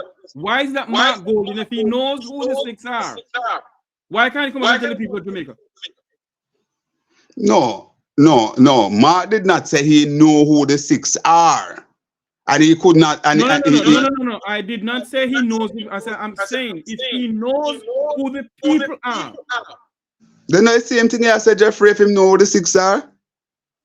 No, the 6, the people you're talking about. He did what he go as far as he can. He canvassed his members. He get it in writing from them. And he declared himself that he is not one. And he asked the pointed question of the Prime Minister, Andrew, are you one of them? He went further to say that he knows that the Prime Minister knows. That's as far as he can go. He canvassed his members. He's 14 or he's 13. And get the affirmative that it is not. So they are not. Topic for the evening. Jeffrey, can I just put this in here? Yes. What the Prime Minister is not saying is much too loud. Thank you very much. Well, let's switch to the SSL thing. Before I go that, Sir Nelson, you have anything to say in this conversation, sir? Unmute your mic, Sir Luke. Sir George. Sir Herb. Okay, let me put it this way.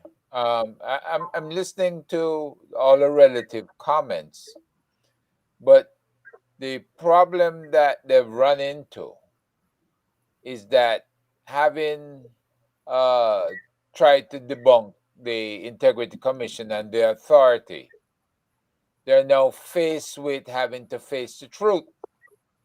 And in facing the truth, they look very bad because the truth has overwhelmed them. It's overwhelmed them completely. And they don't have an accurate answer for the things that they were saying before in the parliamentary review committees. Not even MP Warmington has anything of substance that he could say no, that would make anything they did before relevant. They are completely irrelevant at this stage. And they have to face the music because they wanted to support a lady who's known to be corrupt and whose integrity they try to defend. But you cannot defend the indefensible. So she promptly walked away and left them holding the bag, so to speak. So Yes. let's see what they do to correct that. Let's see who succeeds her and whether or not that person is going to last. Because I understand. But Mr. Nelson, we all know who no succeeder is the Prime Minister's wife. Well, we think she's still subject to a vote.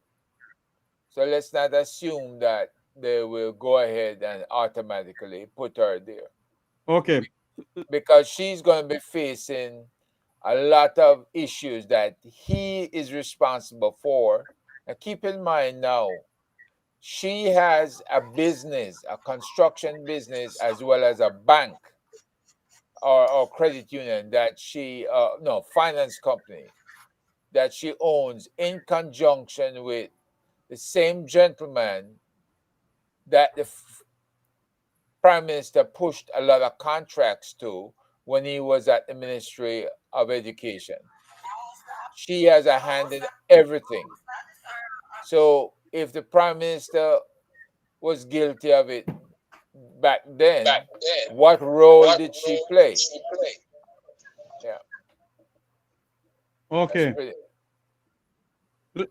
Can I now say something? Yes, and this is final. You're going to say Wouldn't something like it be that. embarrassing? Say that now, and we're going to switch to SSL. Yeah, wouldn't it be embarrassing if you replace the Speaker of the House, newly demitted, with one who has to demit? They have no shame. That is so. But today on the front page of the Gleaner, it screamed at us very loudly. I will not, I will accept once I'm asked. The Mrs. Holness said that she will accept if she is asked to be the Senate, if she is voted to be the Speaker. But I believe that the caucusing has already done and the discussion has already taken place, and they will not be putting her forward. I am prepared to wager a bet that she will not be the next Speaker of the House. Okay, yes. Let us switch now to SSL, please, because it's the final part of the program. We're going to wrap up anytime soon. SSL. There's an article that came out today in the Loop News, and it was sent to me by my good friend, my mentor, Herb Nelson Jr. And I want everyone to listen to this. I'm pretty much sure you all can hear it now. SSL gets to free up $7 billion in investment funds. Starting on Friday, September 22nd, some $7 billion in investments and funds at the fraud-hit Stocks and Securities Limited, SSL, are being unfrozen, the Ministry of Finance has announced. The development suggests the authorities are closer to winding up the company that has been mired in a scandal for much of the year. Beginning on Friday, September 22nd, SSL will begin the process of transferring these Jamaican dollar client securities from SSL's custody to other security dealers selected by clients, and any Jamaican dollar cash balances in client accounts will be transferred to banks specified by clients, said a statement from the ministry earlier this week. SSL has some 8,000 client accounts. While we expect up to 1/3 of Jamaican dollar client balances to be transferred within days, the entire process could take up to 6 weeks to be completed, given the volume of client accounts, Dr. Nigel Clark, the Minister of Finance, was quoted as saying in the release. It was, however, noted that the transfer of US dollar securities owned by SSL clients will involve collaboration with US-based regulators and US-based investment houses, which will therefore take more time to be processed. Okay, for the interest of time, Mr. Nelson, comment on that for me now. Well, let me put it this way. You ask yourself, what was the premise that they shut down the bank in the first place? And what was the premise that they selected one person as the guilty party and started with a disinformation program to say that she had ripped off all these clients, she had bought an apartment complex or built an apartment complex. And when they found out that they could not stretch the truth to have her accommodate all of these accusations, she finally came back and said it was her boss that asked her to take the fall. It was her boss who requested that she admit to taking down these clients. At the time, it was 40. Now it's over 70 and millions of US dollars more. So where are we now that it's come to this?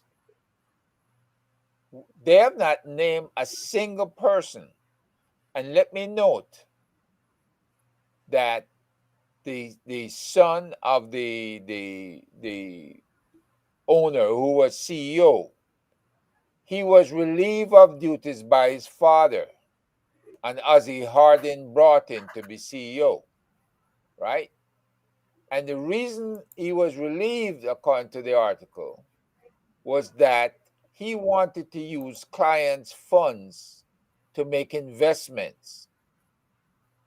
And now we're finding out that some investments were made anyway, utilizing clients' funds. And then the young man ends up in Florida opening up another company. This is a young man who's supposed to be broke. He ends up in Florida opening up another company with what money?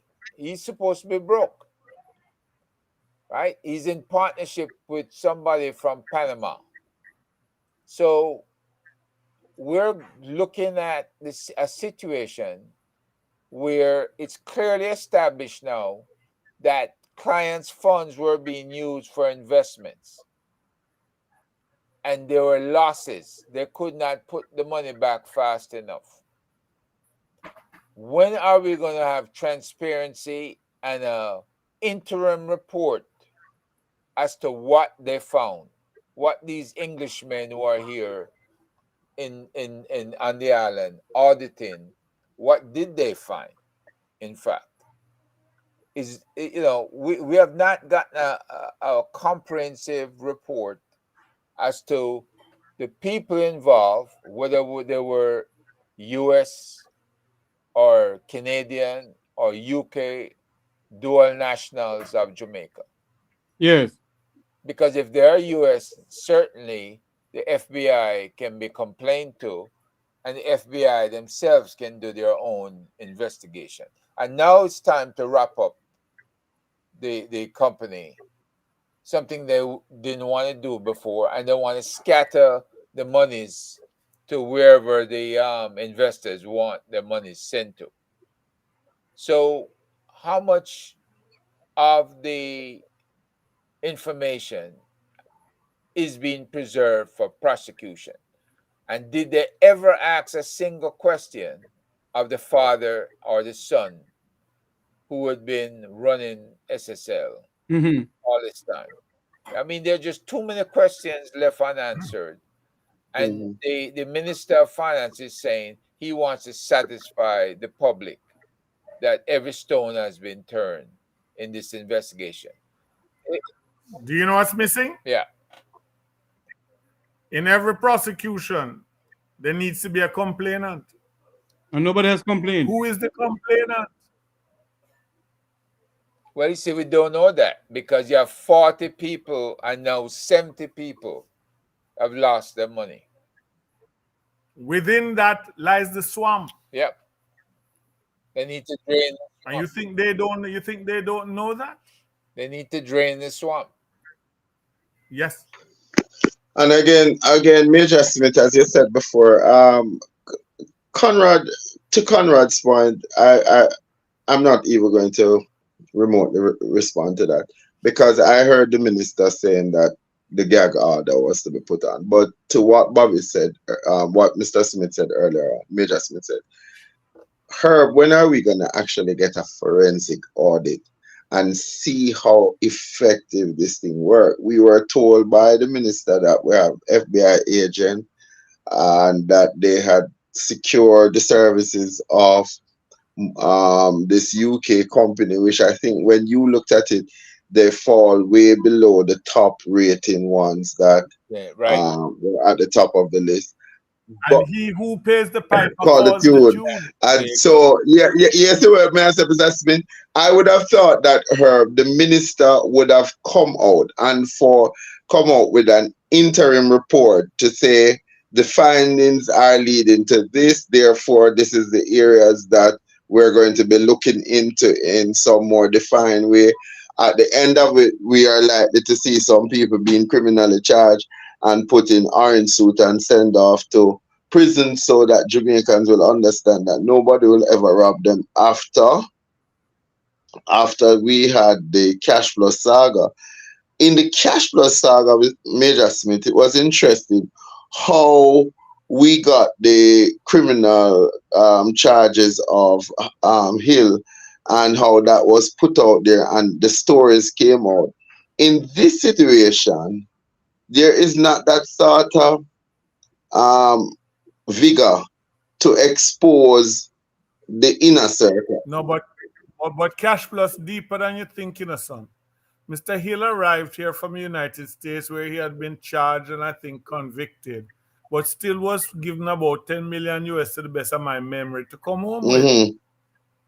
Yeah. How that? Yeah, no, it's a question. That's what I'm saying. You saw some element of them exposing Carlos. They didn't go into it in depth. So you're sure that the big boy club, when you don't play by their rule, you're going to get shafted. Notwithstanding, Carlos lost all of his assets, and they said that they used those assets to pay back. And many people are still holding on to checks that them can't in cash.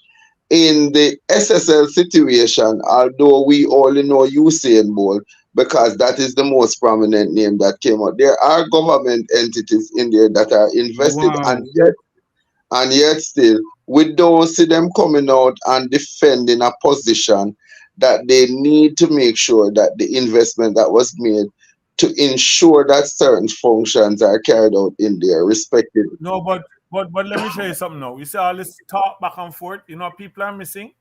Everybody acted like it's only Usain Bolt lose money. Yeah.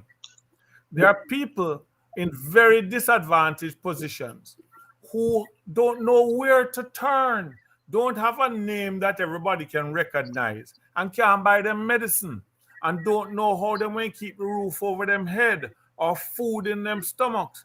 And nobody thinks of them. And some of them are so old that they have no hope of starting again. Yes.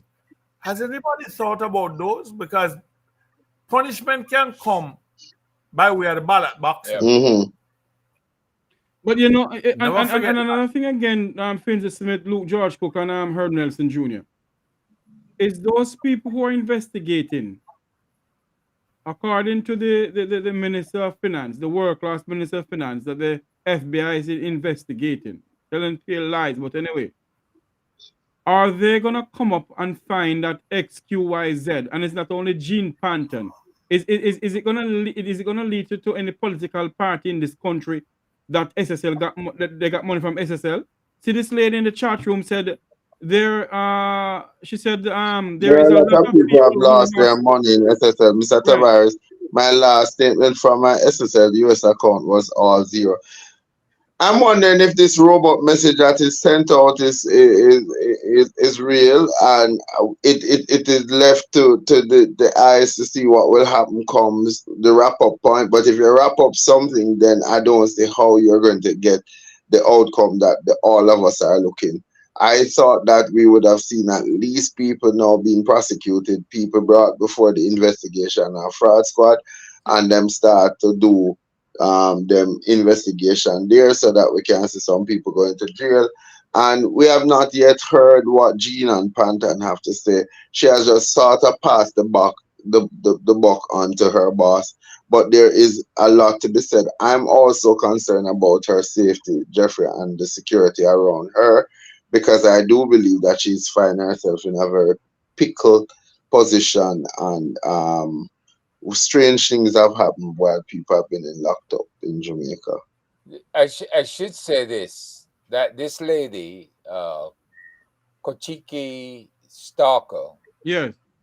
I believe that the HSI, Homeland Security Investigations, located at the U.S. Embassy in Kingston, Jamaica, would have an interest in getting a complaint from her, which would allow them to utilize their memorandum of agreement and understanding and join in this case, because they would have Which would put a lot of people in a heart attack mode because it would freeze what they're trying to do to there you SSL. go, right?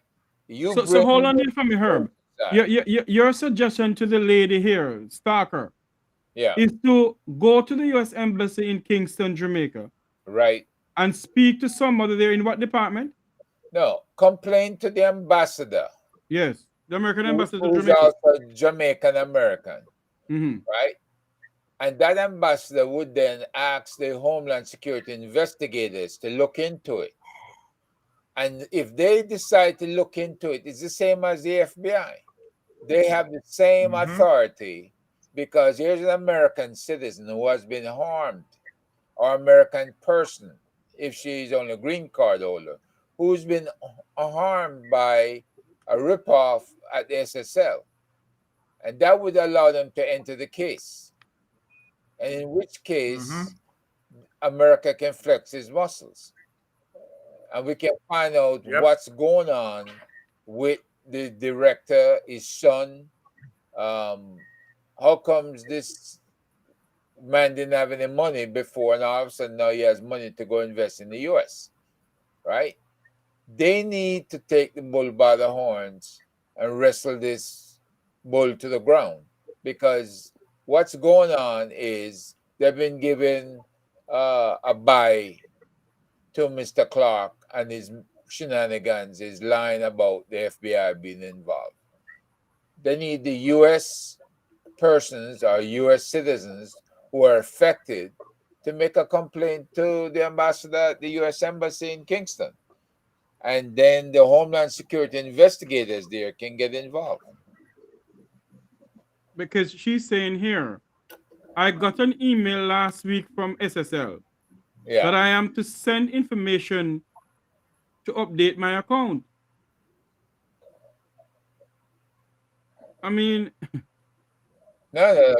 Same account that have 0,000. Yeah. If she knows how much money is supposed to be in her account, all she got to do there go and make the claim that she's been ripped off. Maybe she makes 71. There you go. Well, this did say over 40 and then over 70. Luke George? No, I agree. If she can make that complaint, I'd love to see this route that Herb has prescribed and to see what will come of it. Because as far as I'm concerned, as old time people used to say, 9 days stack, and then after that it just go poof. And too often, as Major Smith said, the people who work so hard to ensure a better quality of life get ripped off, and nobody care. Before this was going on, we were being charged ridiculous bank fees, and nobody stood up. Now, after this incident, it means that, you know, we really need the forensic auditors to go in. We need to ensure that the financial services are properly regulating these organizations. And once and for all, we need policies that are going to safeguard that the Jamaican people are not left holding the blade when these big criminals, white-collar crime bandits get together and decide that they're going to rip off people and take them down. I mean, this lady says, I'm retired. And imagine she comes back to her country to invest only to be taken. So I want to ensure that that don't happen to anybody. But it takes persons like her to have the courage to follow what the recommendations are, and to ensure that she gets justice. And not only that, Luke George, Herb Nelson, and Major Finzi-Smith. The FSC, what do I call it? Is it FSC? What do I call it again? SSL. FSC. No, the FSC, yes. FSC, yeah. They knew that SSL was in problem. The Minister of Finance knew SSL was in problem. And they sit down and accept what is going on. Is it And we must go further. He who pays the piper call the tune. There you go. But did the former Minister of Finance under the PNP government, are they aware that SSL was in deep trouble and did nothing about it too? I don't think it was a case of did nothing. I think certain instructions were issued. Whether down the road they were followed is another matter. Yeah, but keep this in mind, Jeffrey. When the FSC director who conferred with the Ministry of Finance, he ordered a KPMG audit of the Yes. SSL. Mm. And that KPMG audit came back to Minister Clark. And that's around the time that the Prime Minister decided he's closing his account down. So Insider trading. Yeah, insider trading. Right?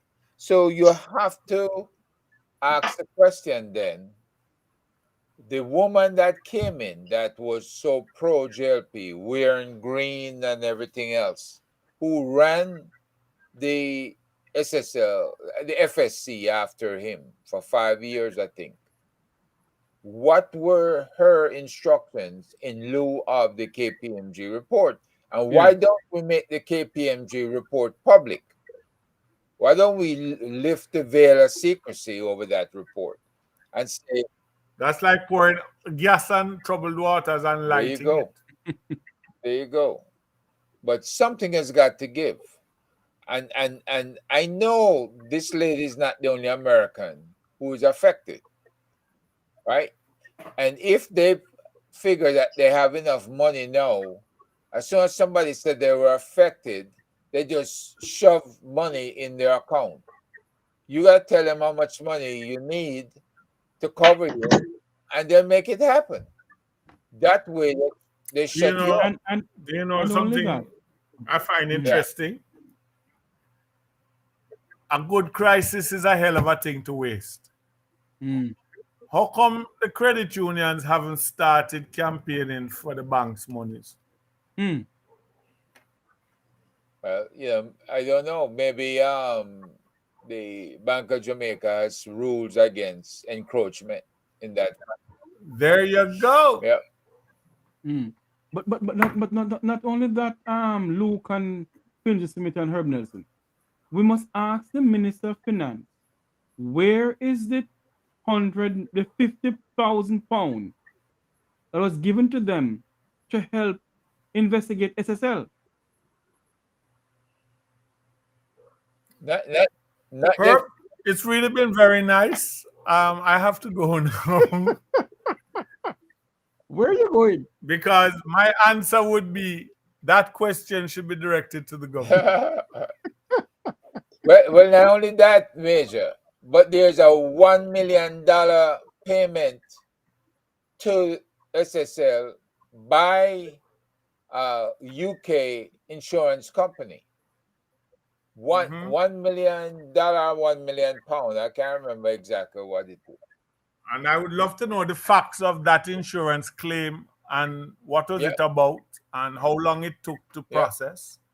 Because if it didn't take that long to process, why did we run through the calisthenics as saying we're paying them from the public purse? So that's a good slogan. Ask the government. Yes. Everything that comes up now, it's ask the government because there's no transparency, right? Ask the government. Gentlemen, or let us be accurate and not get the good director in more trouble than they're trying to put him. His answer to the question of what is your opinion of the shooting? And he said you should direct that question to the government. But you know, Major, did you look at the man and how he was just looking all around him like he was in total shock and disbelief. He kept on just looking all around. You saw a sort of nervousness, Herb Nelson, that says, boy, I know that, It's a little too close to home. yeah, it really hit. On easy rest ahead that wears the crown. Yeah. Yeah. Keep And then, Am I allowed to advertise? Huh? Am I allowed to advertise? Advertise what? I run close quarter protection teams. Go ahead, because okay. But yeah, I was interested when Cleon asked him that, Marsh, when he was asked the question why them don't beef up more personal security. Him said we don't have so many people enlisted in the personal security services. So I would say that's good advertisement, Major. We need you through the close protection services to be protecting the team of. For good or worse, it's my specialty. I have had responsibility for 3 prime ministers and Louis Farrakhan. So on knock wood, I don't lose nobody yet. So I kind of know what I'm doing. But I need to ask this question before we all wrap up here. They had a August whatever summit in Montego Bay. Herbie, you know about this security summit that in Montego Bay a couple of days ago? That was a summit. The DEA sponsored this summit. Okay. For all of the worldwide counter drugs organizations. All right. And I should add that Mr. Rattigan recommended. I was just going to say that to you. Yes. Somebody else head say of the South African FBI force to that the commissioner of police could speak to him about the issues they're having in Jamaica with the ATM robberies, because they just killed 18 people in one exchange. They trap them, they track and trace them and trap them in them attempting to plot other ATM attacks. And so you want to always get the best practices and benchmark them, okay? And what better way than talk to the people who are expertise in this area? Successfully so. But the commissioner made no effort to go and talk to this man. And so... No, I wouldn't say that, Herb. He may have made unsuccessful efforts. Let us say that it didn't happen. Okay, I got you. I stand corrected. Yeah. So it didn't happen. It didn't happen. Because the man left on Sunday. Will spoke to him, and he did not have meetings with anybody.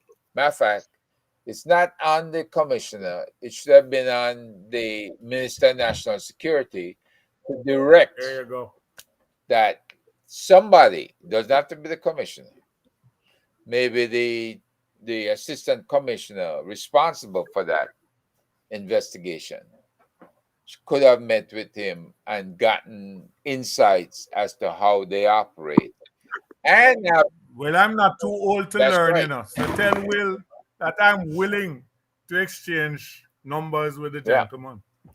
As a matter of fact, Jamaica needs an exchange program. You need to have different police departments that have certain expertise. You take your Jamaican people learning and you send them for, let's say, 3 months to understudy those departments overseas. And then you have... And the departments overseas, especially in the United States, that are changing out their forensic detection equipment. We could ask for first dibs on them. Because we don't have any that match that. So there would be an improvement on what we have. Mm-hmm.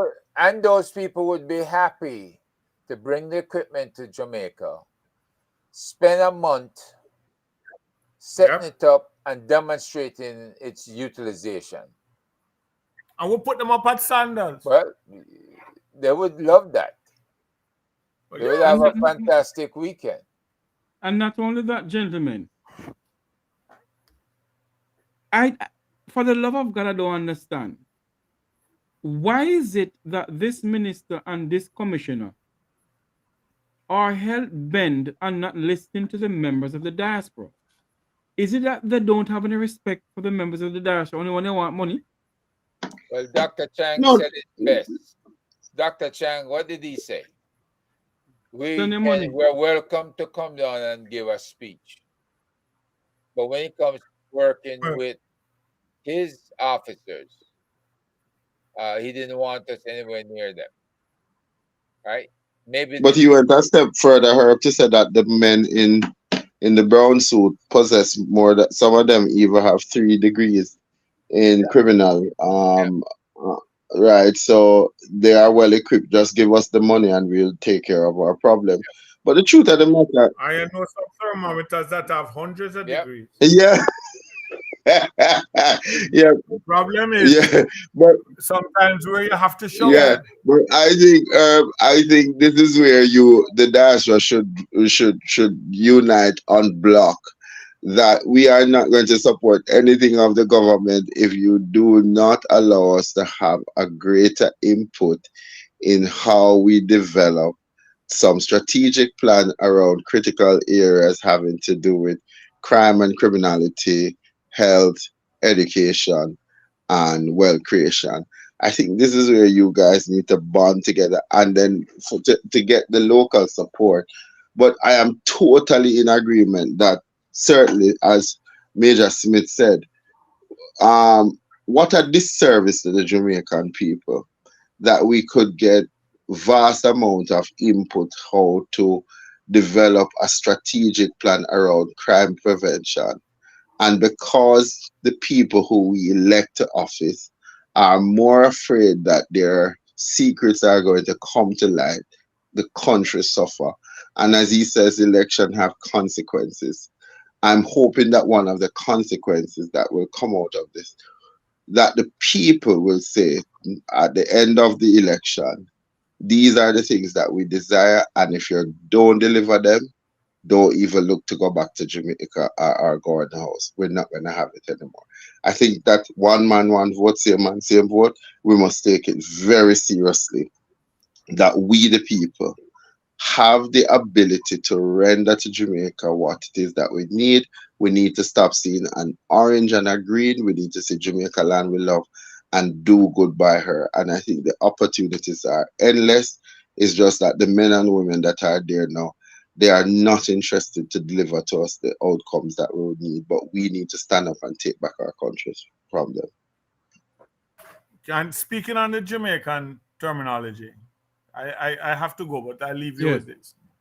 I believe that if you're born in Jamaica, you should be entitled to the following: a roof over your head, food in your belly, and unfettered access to education. And water. Everything else will come as brought. Yeah. Roof over your head, food in your belly, and unfettered access to education, because man was not born equal. I'm sorry for all the Christians who believe otherwise. Man was not born equal, but it is our duty to give them equal opportunity.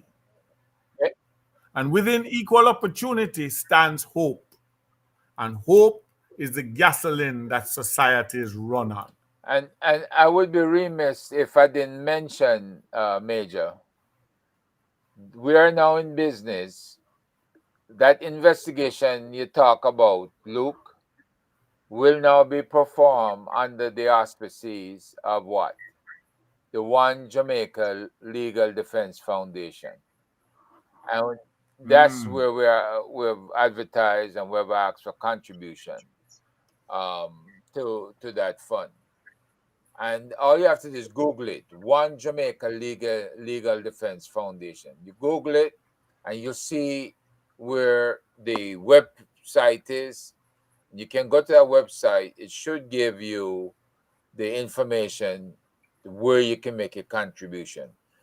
I know it can be one or two ways, and one is to send money via the email address that's there.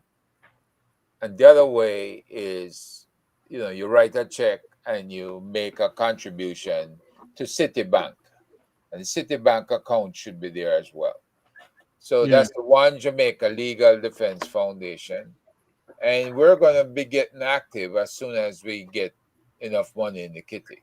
Yeah. We will be looking at a lot of different situations. Yes. And we're going to make a lot of people uncomfortable. So, Finzi-Smith, your final lord. word. We're going to wrap up this program. We have other things to go and do. Herbert, Sir Nelson need to go to his bed. I got work to do, Jeff. Final word is simply this. I have been betrayed. My youngest child turns 18 on the 14th of October, God willing, and the creek don't rise. He has graduated.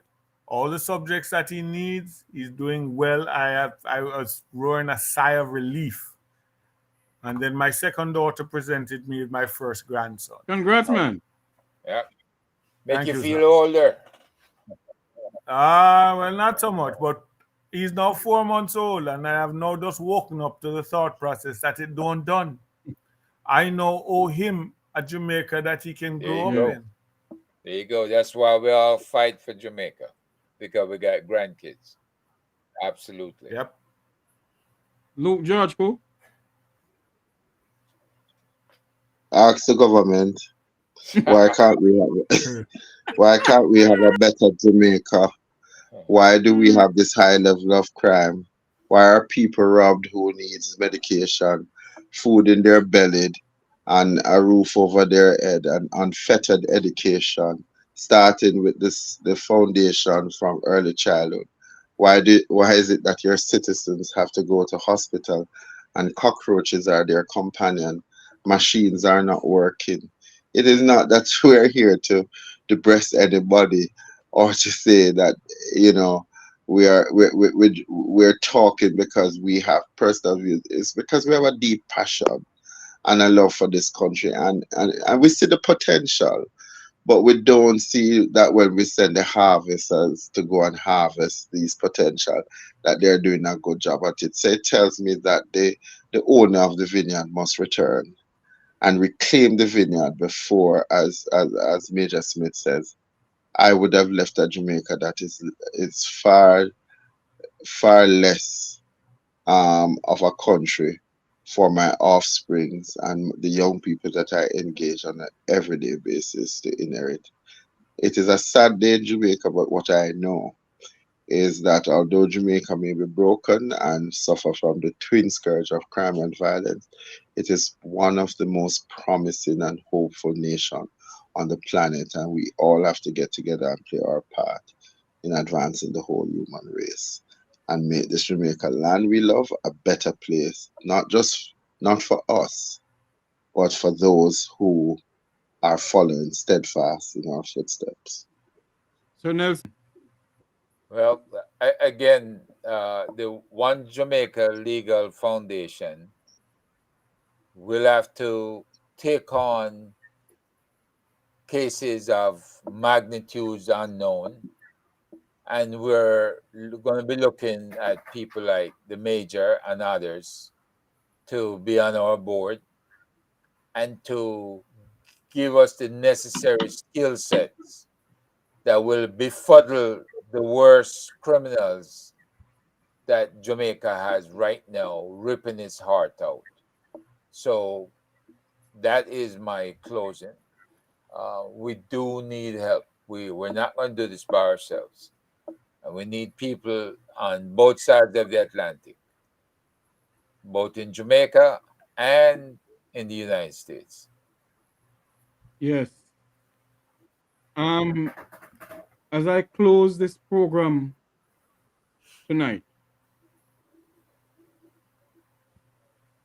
we may not be a program that a lot of people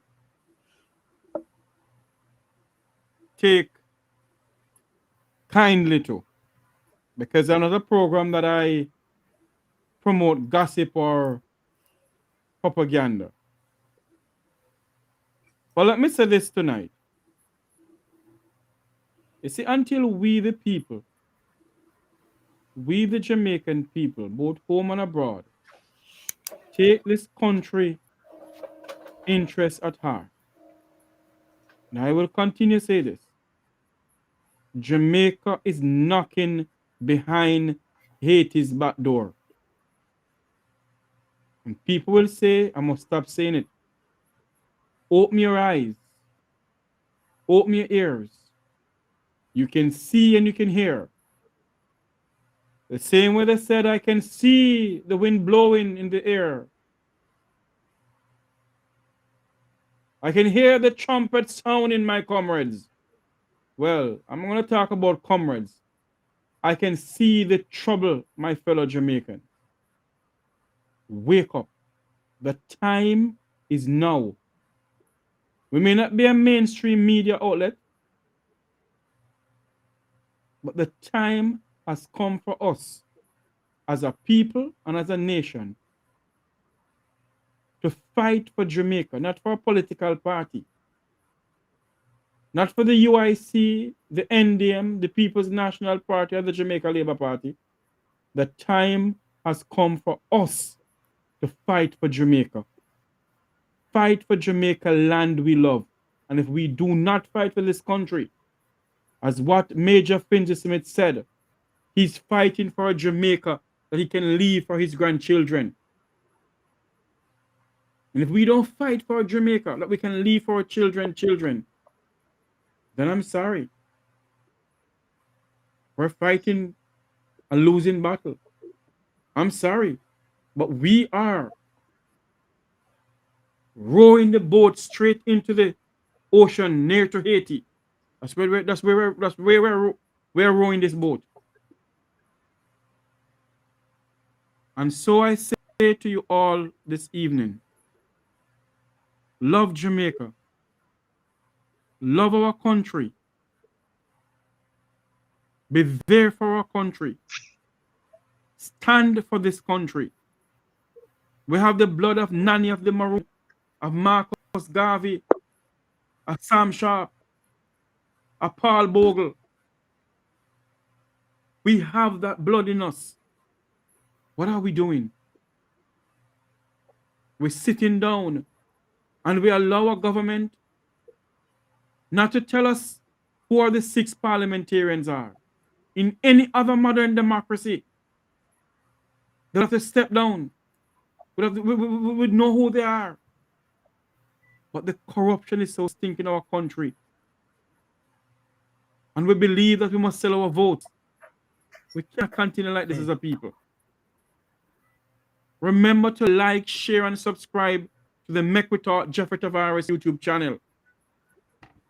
And be a voice that we can always count on. Be a voice that we can always speak out for this country of ours. As I close this afternoon or tonight, for all those cares have been our concern. The work goes on, the cause endure, the hope still lives, and the dream for a better Jamaica shall never die. I want to say thanks to Herb Nelson Jr., Major Finzi-Smith, Major Robert Finzi-Smith, Luke George-Cooke. I want to say thanks to you all for coming on. Thank you very much for coming on. And Conrad O'Brien. And Conrad O'Brien from New South 93 FM. Thank you all for coming on. And for those who listen, thank you. For those who subscribe, thank you. We're going to continue to fight this fight. God bless you all for coming on, gentlemen. Have a good night. Stay safe.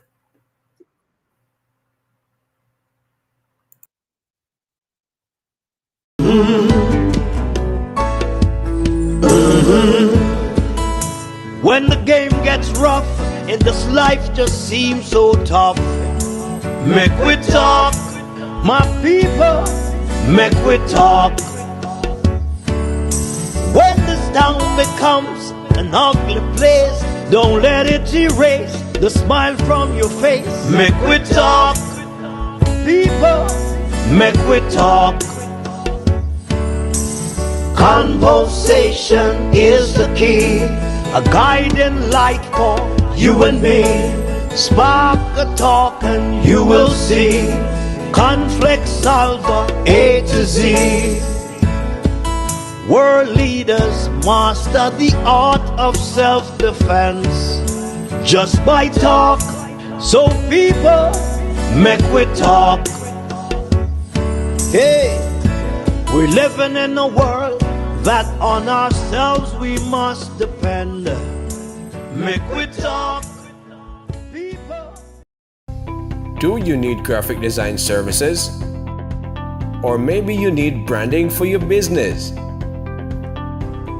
How about multimedia production services? Contact Browns Media and Graphics at 876-877-1870.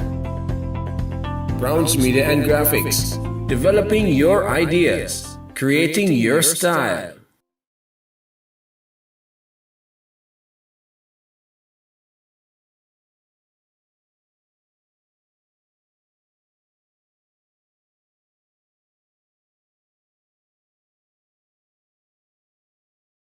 Pin Papa Dad. Dubplate. Get rid of this evil Prime Minister. That jaded mean you must dip in it. But I say to Andrew Holdings, you better understand that puts a run wild in a jaded.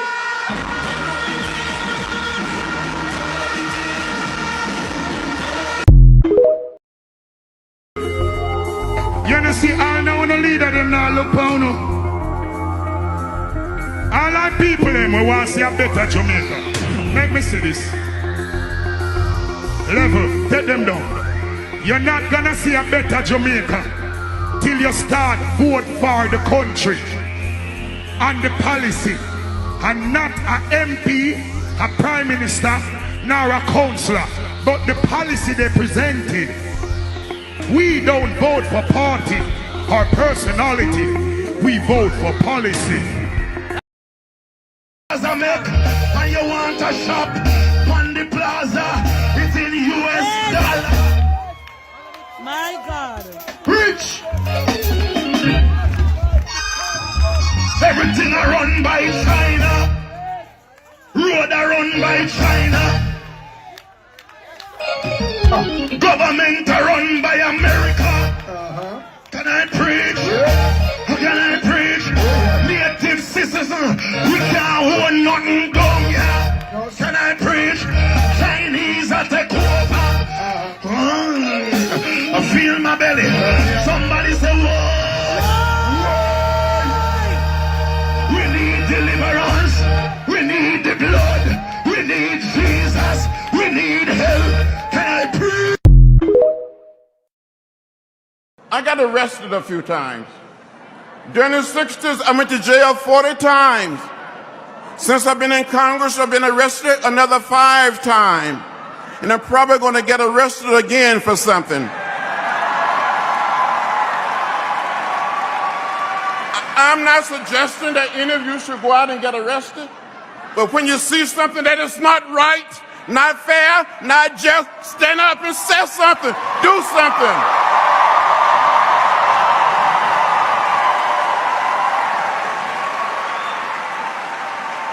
I gave a little blood on that bridge in Selma 53 years ago. I almost died. Some of my friends and colleagues were murdered in Mississippi and other places. I'm not asking any of you to give any blood. I'm just asking you to go and vote like you never voted before. We have to vote.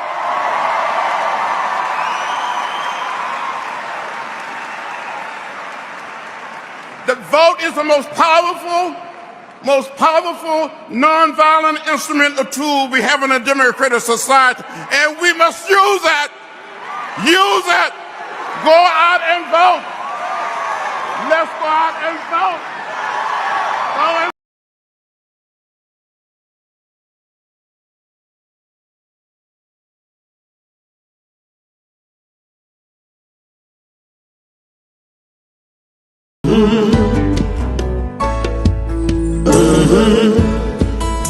When the game gets rough and this life just seems so tough, make we talk, my people, make we talk.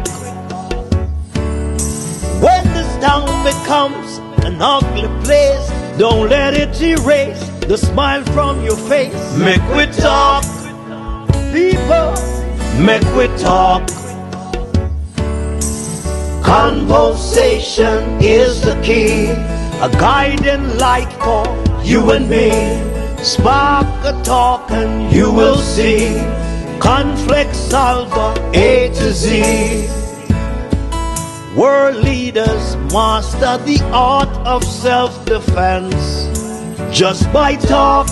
So people, make we talk. Hey, we're living in a world that on ourselves we must depend. Make we talk.